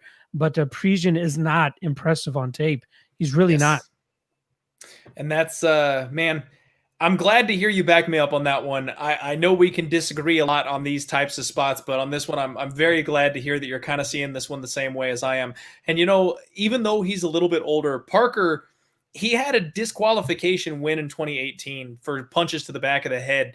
If he had gotten a regular TKO or win there for that kind of a spot, man, he was on a 5-fight win streak before he got derailed by Chris Daukaus. And I am ultra high on Chris Daukaus. I picked this guy to have the upset win over Rodrigo Nascimento in his last fight. He is incredibly underrated. He has fast hands. Chris Daukaus is the guy that people think Josh Parisian is. So I feel like this, worst case scenario, it should be a pick 'em, man. I absolutely see what you're seeing with Parisian on the floor. If he ever gets put on the mat, he is a fish out of water. He does not know what to do off of his mat. And Parker actually has, believe it or not, 4 submission wins. This guy is no stranger to the ground. We may have just sniffed out my sprinkle long shot of the week. I might be sprinkling Parker Porter by submission because the bookies aren't going to see that one coming, and it's probably going to be like 16-1 or some shit. But yeah, I'm very, very much looking on the side of Porter here. Again, I don't know if I'm actually going to end up pulling the trigger. I want to see these guys on the scale. I'm going to be very, very interested to see what kind of shape that they come in, because if Parisian comes in after working hard on his strength and conditioning and looks like a brick shit house, probably just going to pass. But if Parker is the one who comes in looking crisp and clean and good, then that might be a late week dog shot. So actually, I had somebody comment on one of my videos saying that Parker apparently looks in much better shape, and he has a private IG right now. And I did actually try to hit that follow before we started this show, and he still hasn't approved it. So I can't see for myself, but apparently he's looking in a lot better shape. We'll have to see once he hit the scales. But I think my play for this fight specifically would probably be the over 1.5. I very much do like that spot. I do think these guys will go 7.5 minutes. And I don't necessarily think that Porter needs to take this fight to the ground to win either. Like, he has decent striking. He ends combinations with leg kicks. The guy has thunder thighs on him for sure. So I'm sure that they have some power behind him as well. But Parisian probably the more fluid and cleaner striker in terms of maybe not cleaner, but more fluid. Likes to throw his spinning shit more, like I said. But Porter, people want to discredit him so much because of that Zhalgas loss, but Zhalgas is slowly creeping up to being one of the better guys over there at heavyweight, and his hands are crisp, his hands are fast. Over 1.5 for me will probably be the spot. Over 1.5 is a sneaky good spot. I actually really, really like that spot. That's a good look, man. Evans, hello, my friend. Thank you for tuning in all the way from Australia. And Josh Morton, want to go ahead and address this one here. Too much attention to the betting odds clouding your judgment. You believe you will win should take precedence. The betting odds come after. I 1000% disagree, my friend. If you look at the people that are actually successful sports betting, the line is everything, because there's a certain threshold where you're paying the wrong price, and in the long term, you will not profit no matter what you do. If you are laying too much wood on a chalky favorite that is way too expensive, if you're putting minus 300 on somebody and they shit the bed, that costs you 3-1 instead of costing you 1.5. Like, there is a big difference in these betting lines. Long term, if you're betting the right side at the right price, that's how you turn a profit. It's a very, very delicate dance between the two. And that's why, if you're regular here on my podcast, we like to play the devil's advocate. And that's why I love having guys like my man Manpreet here with me, because we've got to see it from the other side. You've got to see how the other fighter can cause problems, because if you just look at this and you go, Parker's old, he's short, he's fat, he lost his last fight by knockout. Oh, Parisian's good, he's got 10 wins by knockout. And then you go all in on this dude, and Parker squeezes out a split decision come Saturday. All those parlays are going to look real stupid in hindsight. Not that that's what we're worried about, looking stupid or anything, but that's where you've got to be able to at least validate the opponent. Obviously, there are situations where the opponents don't deserve validation, squash matches and stuff like that, but it's always a learning game, man. We've got a lot to improve on, a lot that we can learn from, and the odds very, very, very much matter in sports betting. As my man John Anik says, you're betting the number, not the fighter. Exactly. Keep that in mind. Exactly. All right. We are moving right along here. We are getting close to the end of our evening. So we had Renato Moicano taking on Rafael Fiziev for our co-main event. However, that fight has been postponed to UFC 256 due to a COVID test. So unfortunately, what we actually have is a light heavyweight fight between Anthony Smith taking on Devin Brown Bear Clark as our co-main event. Now, I say unfortunately not because I don't like these guys, but because that was the best fight on the card, man. Losing Fiziev and Moicano hurts my soul. That was the one fight on this whole card that I was just absolutely looking forward to. So Anthony Smith, my action double over there, is 33-16, taking on Devin Brown Bear Clark, 12-4, who is probably my favorite fade in the UFC today. I just don't like the guy. I don't know. I've got a personal beef with him. He belongs at 185. He's got these big, thick tree trunk legs. He's explosive. He's a good wrestler, but I think he's too small for 205, man. I really don't think that Devin Clark belongs at 205, and I don't think he'll see long-standing success at 205. He went through absolute hell in his last fight to get that win over Menefield, and that's a spot that, honestly, all props to Clark. I have no idea how he made it through that fight with Menefield, because he looked like one more good punch was going to sit him down, and he dug deep to bear through it. Anthony Smith, dude's on a bit of a skid. He's having a bit of a tough time, 1-3 in his last 4, I want to say. And he's a high-level Brazilian Jiu-Jitsu black belt. People don't give him enough credit for how good he is on the mat. The issue with him is he does chase those submissions. He will end up on bottom. He gives up takedowns. but you know what? His striking is improving. He's come in the right direction. We've seen some good things out of him coming off his loss to Alexander Rakic. I mean, this is honestly a massive, massive step down in competition for Anthony Smith. And I feel like this line should be a whole hell of a lot wider, man. I tweeted earlier that I should be betting Anthony Smith here in this spot. I just don't know if I have the strength to do it. Like, he's let us down so many times recently, and we've seen him exposed by grapplers. This, again, another short turnaround, another short notice fight against a guy that's really his kryptonite, laying minus 135 or minus 140 on Anthony Smith as a favorite. Man, I don't know if I can do it. How are you feeling tonight on this one, Manpreet? So there's a couple different ways of going about like recency bias, right? Let's start off with Jason Witt. We want to say recency bias with him because he got knocked out by Takashi Sato in 44 seconds. Then he comes out there and looks like a minus 500 against the guy that he was pretty much at a pick him at, whoever that guy was in his last fight that I can't remember off the top of my head. And then we have situations here like Anthony Smith, who he's been dominated for the last 7 rounds. Yeah. Like his first round against Glover Teixeira looked amazing. Almost finished him, had great looks there, was piecing him up on the feet. But once like midway round 2 came, we saw him just absolutely, it seemed like he was giving up. I mean, he gets taken down at will, getting pounded on, and Glover Teixeira finishes him in the 5th round. Then he comes out there against Alexander Rakic. Okay, maybe that was just a hiccup against Glover. No, he gets leg kicked to shit by Rakic for a bit, then gets taken down, and then just gets laid on. We don't see any urgency to get back to his feet. We don't see any urgency to throw up submissions or anything like that. That looks like a defeated fighter to me. And I believe Anthony Smith is 32. Let me confirm that number. I believe he is 32 years old. As soon as my Tapology can actually load up. 32 years old. There we go. And he said 49. This is going to be his 50th fight. But there's a difference between being 32 years old with 20 fights and 32 years old with 50 fights, because fight miles matters so much more than the actual age of an opponent.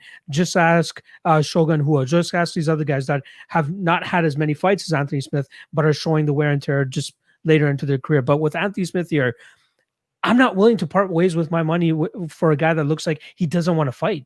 You know what I mean? He doesn't it's so weird to say that, because I respect fighters to the utmost degree. Like I give them all the credit in the world to go out there and get punched in the face for our entertainment, or potentially for filling our money or wallets with money. You know what I mean?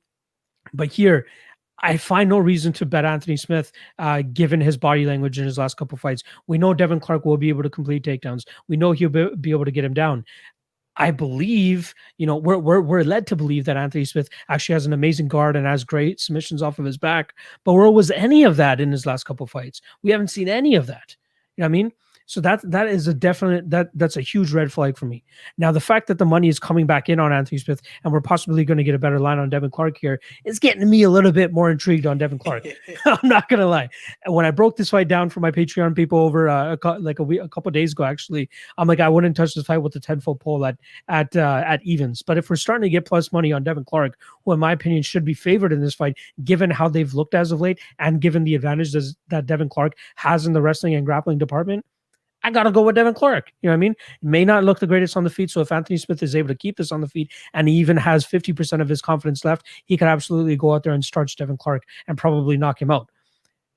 Alonzo Benefield wasn't really successful in doing that. And I'd like to say that Alonzo Benefield has a little bit more power on the feet than Anthony Smith. Anthony Smith may have just a tad bit, but Anthony Smith may have more tools to get to that knockout in terms of just having a combination and then ending it with a high kick or something like that. So that might be the difference there. Now, again, I don't want to be putting my money on a guy that's looked like Anthony Smith in his last couple of fights.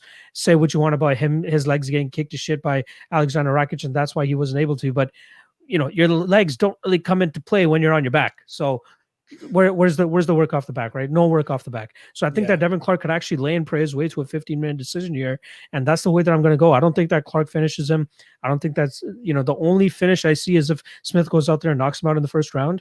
But after that, I think Devin Clark is going to have taken him down too much, had, ridden him on top and ground and pounded him and, sucked that energy out of Anthony Smith and that power out of Anthony Smith. And we see Devin Clark just cruise to a 15-minute decision. So I'm going to wait to see how much wider this line becomes. because if I can get, like, I would hope for a closer, like maybe plus 130 to plus 140 for Devin Clark. I'll wait it out and see what I can get. But yeah, I prefer the what is his name? The Brown Bear. I believe that's his nickname or whatever the hell it is. I'm going with the Bear here with Devin Clark, and I think he's a solid spot at plus money. Okay. Another slight disagreement here, man. The only thing for me is the level of competition. Yeah. Like, Anthony Smith looked phenomenal in round 1 against Glover Teixeira. And honestly, if it wasn't for Glover being the savvy old veteran that he is and punching him in the dick, he might have gotten KO'd in that second round. Anthony Smith came out like a madman, and then his heart just didn't seem to be in it against Alexander Rakic. And I can absolutely get with you that that's extremely concerning, that it looked like he just didn't want to fight. He didn't want to be there. But comparing Alexander Rakic to Devin Clark, I feel like that's a bit of a stretch. And Glover Teixeira, believe it or not, may be our next title contender at 205. So the gap here in competition level is really the thing that's got me going. Man, if Smith is not going to hang it up, if he's actually still fighting for a career, if he's not ready to be done, this is his bounce back spot. This is his step down spot where he says, no, I'm not buried. I'm not dead. I'm still back. And I almost feel like this is a spot that they pinpointed, man. Like I said, he's taking a short notice replacement here. I almost feel like the opponent fell out and he went, I can beat that guy. No, I could see it for sure. This is definitely a huge step down for Smith, but this is a good fight for both of them if you want to really look at it that way. Like, this is a way for Smith to possibly get his confidence back, and this is a way for Smith to get a decent level opponent under his belt too now. So he wants to make strides towards that top 10, top 5 of the division, and Anthony Smith is going to get him there. So this is a big spot for him, just as much as it is a redemption spot for Anthony Smith. But I'm going with a up-and-comer per se. It feels like Devin Clark's been around for a while now, but I'm definitely going with he's Clark. A slow up-and-comer, man. That's absolutely.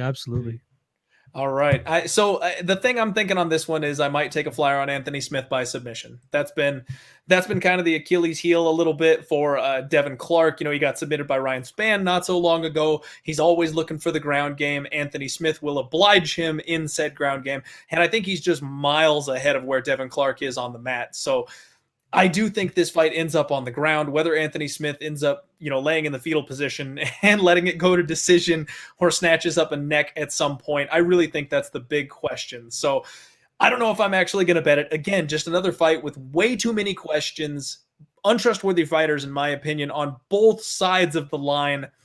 I'm going to say Anthony Smith gets it done by submission. But again, don't know if I'm actually going to get there. Plus 550 is not that bad. That's not that bad for a high-level black belt in Anthony Smith. That's maybe the way that I'll look. That might just be like a half unit shot or something at plus 550. Can't complain there. That body language is just so concerning, though. That's my only issue to it. Yeah, I want to see the weigh-in. I really need to see, is he coming in shape? Does he look like he's ready to fight? Is he going to meet the eyes of his opponent when they face off? Like, that is such a big thing for me. If Smith is ready to go, he wins this fight. If Smith is looking for a paycheck on his way out the door, then yeah, Brown Bear's going to absolutely grind him out for 15 minutes. So there's a lot of the mentality I feel like going on in this situation. And the problem with Smith, before we move on from this thing, he's that guy that's always losing until he wins. You know what I mean? Every single fight is a comeback story. He's going to give away the first couple of rounds, but we have seen Devin Clark gas. We've seen Devin Clark slow down later in fights. And again, that's where I'm just like, this is a prime spot for Anthony Smith to do exactly what Anthony Smith does. Lose the first round and a half and then snatch a neck on his way down and pull off the submission win. My soul says he's going back to the old faithful. You're staring recency bias in the face and saying, I don't believe you. So basically, if you take that Anthony Smith bet. Hey, I'm doing that with my own betting record right now. I'm staring that recency bias in the face and being, get out of here. All right. Thank you all so much for sticking with us. It is time for the main event breakdown here for UFC Vegas. We're at 15, I believe, at this point. I've said it so many times tonight, I lost count myself. Got my boy Manpreet hanging out with me, lock of the night. This is odds.com. Do us a favor, like the video, share the video, whether you are fading, tailing, or just listening for some enjoyment on your Monday night. We appreciate you hanging out with us this evening, and we appreciate you giving us some support here. We have a banger of a main event, which I say that for the diehards because realistically it's probably not going to be a banger. When was the last time Curtis Blaydes was in a banger? Curtis Blaydes taking on Derrick Lewis. We've got 14-2 Blaydes, whose only losses have come to the once and future king Francis Ngannou, taking on Derrick the Black Beast Lewis. That is a one-punch knockout threat throughout the entire fight, who's 24-7. Curtis Blaydes fights out of Elevation Fight Team. He's always got that never-ending gas tank, chain grappling, does not give up on that takedown. His striking has come a long way, very improved in his last couple of fights. He sets a grinding pace and either puts his opponent on the mat or pins them up against the fence. Brutal ground and pound, nice elbows if he wants to when it's down there. And we've got Derrick Lewis, who has what I call the fuck you get up game. You cannot hold this man down. He gives up the takedowns, no problem. But if he was going to ever pretend that wrestling or jiu-jitsu didn't exist, he's the freak of nature who actually can, because he just stands up with a 265-pound man laying on top of him. He's so hard to hold down. Problem with Derrick Lewis is that he's low volume. He comes in with these blitz attacks. He's got a sneaky, athletic head kick for a guy that looks the way he does. I have no idea how he whips his foot up there that fast. But he's also been focusing very hard on his strength and conditioning lately. I think we're going to see the best version of Derrick Lewis that we've seen in a very, very long time come on Saturday. And I mean, you know, the easy pick here is Curtis Blaydes. Curtis Blaydes is a minus 350, minus 400 favorite at this point. Everybody's going to be parlaying this guy. He's going to be the anchor, the last leg of all the parlays come Saturday. And he's going to take Derrick Lewis down. He's absolutely going to take Derrick Lewis down. But this is a 5-round, essentially title fight eliminator type of match, man. We've got 25 minutes. And Curtis Blaydes went 25 minutes with Volkov in his last fight. Volkov's a guy that made him work for every single second of that fight. And he finally showed a little chink in the armor, started to gas out late in rounds 4 or 5. Do you think Derrick Lewis can make Blaydes work that hard and find a late knockout like he's been known to do? Here's a fact I'm going to throw out for you. Derrick Lewis is 8-1 in fights that reach round 3 in the UFC. 8-1. The only fight he's ever lost in that stretch was the Mark Hunt fight where he got knocked down in round 4, I believe it was. But every fight that's reached round 3 or gone to a decision, he's 8-1 in the UFC. And that's pretty impressive for somebody that everybody keeps saying he has a horrible gas tank. He doesn't make any bones about it. It's obvious that he has a bad gas tank, but he's able to just muster up these blitzes where he's able to just rush his opponent, land big bombs, do enough to sway the judges to get a decision, or do enough to get a knockout like he did Volkov. I'm still crying about that bad back from UFC 229, whatever the hell it was. But that's what makes this fight so tricky. Like, yeah, Blaydes, like a professional handicapper, a professional capper is going to be like, Blaydes is definitely the shoe-in, the lock of the night play, if you want to call it that.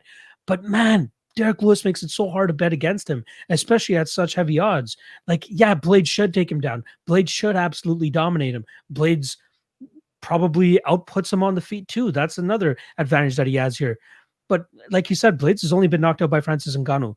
Who has the most finishes in UFC heavyweight history? Black Beast Derrick Lewis. That's something to keep in mind as well. Now, I expect Blaydes to go out there and take him down time and time again. I would be shitting my pants if this fight reaches round 3. Because if this fight reaches round 3, the takedowns are going to get a little bit harder to get. It's going to get a little bit harder to finish Derrick Lewis with that, and it's going to get a little bit harder to keep him down, because once he gets back to his feet, we know that rush is coming. We know that blitz is coming, and he could potentially land on Curtis Blaydes here. Now, Curtis Blaydes, easily the highest level of grappler that Derrick Lewis has faced since just Daniel Cormier. Obviously much bigger, much stronger, puts his MMA game a little bit, probably the best for a big man with this type of game plan. But man, I am not at all comfortable placing minus 345 on Curtis Blaydes here. Again, it seems like a prime spot where Kappas will be like, skill for skill, for everything that we've seen on tape, Curtis Blaydes should be the shoe-in to win here. But I don't feel comfortable at all. If I have 5 units on Curtis Blaydes at minus 350 stepping into that cage, I would be shitting myself, because I don't know if Derrick Lewis is going to be landing that bomb or not. And that's enough to scare me off this bet. The only bet that I'm comfortable with placing here is maybe even just half a unit on Derrick Lewis inside the distance, which is plus 350. Because personally, I don't see it going the full 5 rounds. I think if it hits rounds 3, 4, and 5, this fight is going to take place long enough on the feet that Derrick Lewis is going to be able to find a big enough bomb to put Curtis Blaydes on his butt. And probably one of my favorite moments of the year, all year, was John Anik trying to interview Curtis Blaydes after that 5-round war. War or fight, I should say, against Alexander Volkov, and it looked like Curtis Blaydes was just about to faint right on the spot. Dude, so he couldn't stay on his feet. He's like blinking and like just trying to talk about his next. I'm like, John, just stop this. Like, bring the man a chair. Yeah. Exactly. Get the man a chair. Get the man a stool or something like that. But man, like again, so for a pick, I'll pick Curtis Blaydes. He has all the tools to win this, but I think his win condition is 2.5 rounds. Rounds 1 to midway through round 3. After that, I think it gets very difficult because if Lewis lands the shots that Volkov was able to land in rounds 3, 4, and 5, Blaydes is going out. I don't care what anybody says. Blaydes is going out. Shit all you want on his cardio. Yeah, he has bad cardio, but he has this weird thing about him where he's able to muster up enough strength to go out there and throw bombs. Most guys, they do it. They'll throw like 1, 2 bombs, but Derrick Lewis just bull rushes forward with all the force that he has, and he manages to hit most opponents. Just as Alexander Volkov, who 6'7", you know what I mean? He still reached up there and managed to knock that tower down. You know what I mean? So I'm not comfortable at all at Derrick Lewis on minus 350 here. I won't be parlaying him. I'm going to stay away from this fight other than maybe Lewis inside the distance, just a little bit of a sprinkle. Because if Blaydes goes out there and just wrestle fucks him and actually gets a finish in the first or second round, everybody's going to be like, I told you so. Just as I would have said, I told you so to myself. But I'm not risking minus 350 to find that out. So I like, if you do like Curtis Blaydes, I would much prefer you bet the inside the distance on Curtis Blaydes at minus 130. That's a better line. That's a much better line. That's the spot people should be aiming for. However, I'm going to be the ballsy guy over here. I'm going to take Lewis to win inside the distance, plus 350. I'm happy with that. I love it, man. I love it. Sometimes you got to sack up and take that long shot. I absolutely love it. I'm going to paint you a little bit of a picture here, though. I think I know how this fight is going to go, and I think I've got an angle that I might take on it. Derrick Lewis is coming in the best shape we've probably ever seen him in. I want to wait and find out exactly how he looks on the scales on Friday. But realistically, these guys are both heavyweights, so we're not going to have like a weight miss or anything like that. I just want to see how slimmed down he is. If Derrick Lewis is in better shape, it's going to be a spot kind of like the Ngannou fight. You remember when Ngannou fought with Derrick Lewis and they didn't want to get within reach of each other because that death touch, man, you've always got that spot where you can take that power and go out. Curtis Blaydes is absolutely going to have to respect that. He's been on the losing side of 2 fights with Francis Ngannou where he got a little overexcited to step in there and try and risk that striking range. So I think he's going to take his time. But I also think that Curtis Blaydes is going to eventually get that takedown. Now, we talked about the fuck you, get up style of Derrick Lewis. I think that Curtis Blaydes is a guy who relies on his ground and pound. Derrick Lewis has only ever been submitted one time, and that was by the great Daniel Cormier, a guy who knows how to work his chokes. Curtis Blaydes is a TKO man. He doesn't choke people out. He has 0 submissions on his record. He's going to look to beat Derrick Lewis up on the floor, but you know what he's got to do before he can do that? He's got to get him tired. Derrick Lewis, in shape, motivated, is not going to get tired in the first couple of rounds. I think we see a relative stalemate, a slow-paced fight on the feet. Blaydes will get the takedown. Lewis will stand up. And these guys are going to get into the championship rounds. I think I'm looking over, man. I think this is going to end up being a tired, sloppy fight. I wouldn't even be surprised if this thing did make it to the judges' scorecards because Blaydes cannot sit back and throw bombs. He cannot posture up to land the ground and pound damage that he needs to with a guy like Derrick Lewis underneath him because as soon as he does, Derrick Lewis is standing up. And there is the threat of the late knockout by Derrick Lewis. That guy carries his power way late. Once upon a time, I actually cashed a ticket on Derrick Lewis against Alexander Volkov when he knocked him out with 1 second left in the clock at the end of a 15-minute fight, a ticket I did not deserve to cash. I got that money. And that's the kind of threat that we're dealing with here, man. If Blaydes doesn't pick his spots, if he does get tired out, if Lewis is able to actually stand up and make him work the same way Volkov did. Lewis just has so much more power than Volkov does, in my opinion, and he will be able to land a big shot late that could close the show. So I'm thinking over 1.5, maybe taking a flyer on that over 2.5. I called it on the co-main event last week, and I didn't sack up and have the balls to take every single over on the board, and it would have saved my night and put us in profit land if I had just done my plan from the get-go. Heavyweights are scary, but Derrick Lewis goes to the third round a lot, man. And if someone like Alexei Olenek is not able to actually submit him on the ground, I don't see Curtis Blaydes being able to do it. Personally, I think Olenek showed poor fight IQ in that fight, though. Like, agreed. To continuously go after that scarf hold over a guy who literally has no neck is probably one of the worst things you could do. You know what I mean? I wish we saw a little bit more diversity from Olenek's submission attack there. But maybe then again, he didn't want to risk, transitioning to a different guard or something like that to potentially let Lewis back to his feet. So I kind of get that as well, too. Now, it seems like the complete homer bet to say Derrick Lewis here. Like, there's no real method to his madness other than just fuck it, let's get up. You know what I mean? Like, you can't break anything down technically about Derrick Lewis. So it seems like a hell of a homer bet to be like, I'm picking the guy that knocks everybody out. Oh, but there is a bit of a method to the madness. There is a little bit. Like, again, you don't have to be the brightest guy to go out there and be like, yes, Curtis Blaydes is the much more talented fighter here. But MMA is not about who is the most talented fighter. It's about who can get their hand raised at the end, right? Just whether it's a knockout, whether it's a decision, whatever the hell it is. I believe in Derrick Lewis's durability. I believe he'll be able to withstand the possible TKO Blaydes that might come through. But I see this going probably third, fourth round KO for Lewis. Round 3 right now for Lewis, we got plus 2,200. Round 4 Lewis, we got plus 2,800. So I know you like those sprinkles, baby. That's what we're doing here. That's what we're doing here. I like it. And Joel, yes, Blaydes did KO Alistar Overeem from the guard, yeah, but he did it in the third round. I think this fight is going to look the same as a lot of these guys. I think this one's going to round 3 or round 4, man. So I don't know if I'm going to pick a side. Blaydes should get the win, but I can see absolutely how Lewis is live, and I think I just want to see these guys get to a third round and cash the ticket that way.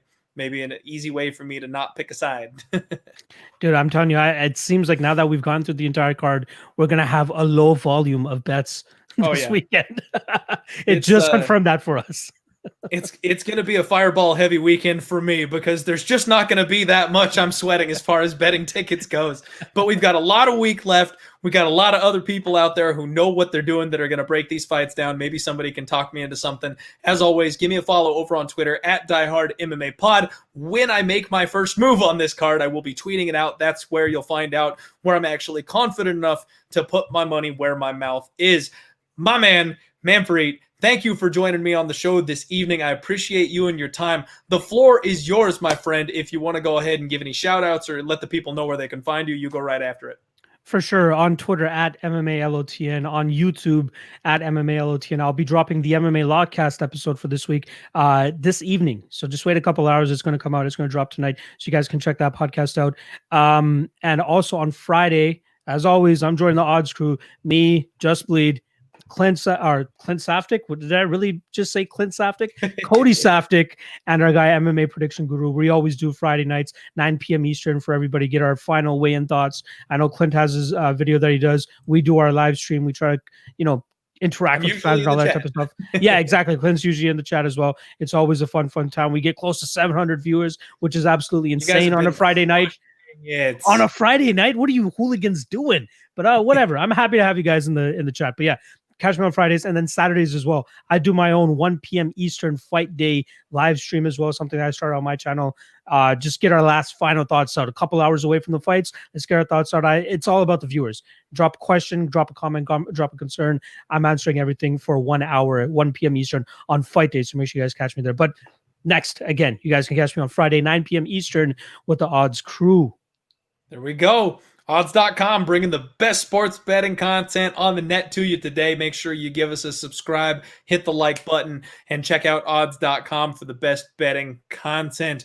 I got to let you all know sometimes in this world things don't go the way that you plan. We're all sometimes dealing with crap out there that is out of our control. But what we can control is not what's happening to us, but how we can react to it. You can be master of yourself. You can be master of your own mind and your own domain. Make sure you try and make sure you do the very best that you can do, because that's all anybody can ask of you. Block out the negative influences in your life. Be a positive light to the people around you, and let's make this world a little bit better of a place. Hopefully we will cash some tickets on Saturday. Thank you all so much for spending the evening with me, and have a great week. Now, I'm going to do something a little different here that I don't normally do. I have a little segment that I actually have to record for the intros of my video the rest of the week. So everyone can get out if you want to. I'm just going to be talking to the camera, doing basically nothing for the next couple of minutes. But I appreciate you all hanging out with me tonight. Let's do it. Manpreet. Hey, so I've been doing like you got to do like the little intro clips for the odds videos. Yep. I've been doing them selfie style on my phone, and the sound quality is shit. And you can see like my house in the background, and I don't have as many posters as you do. It just doesn't look that good. So I'm like, you know what? I'm going to stay live on stream.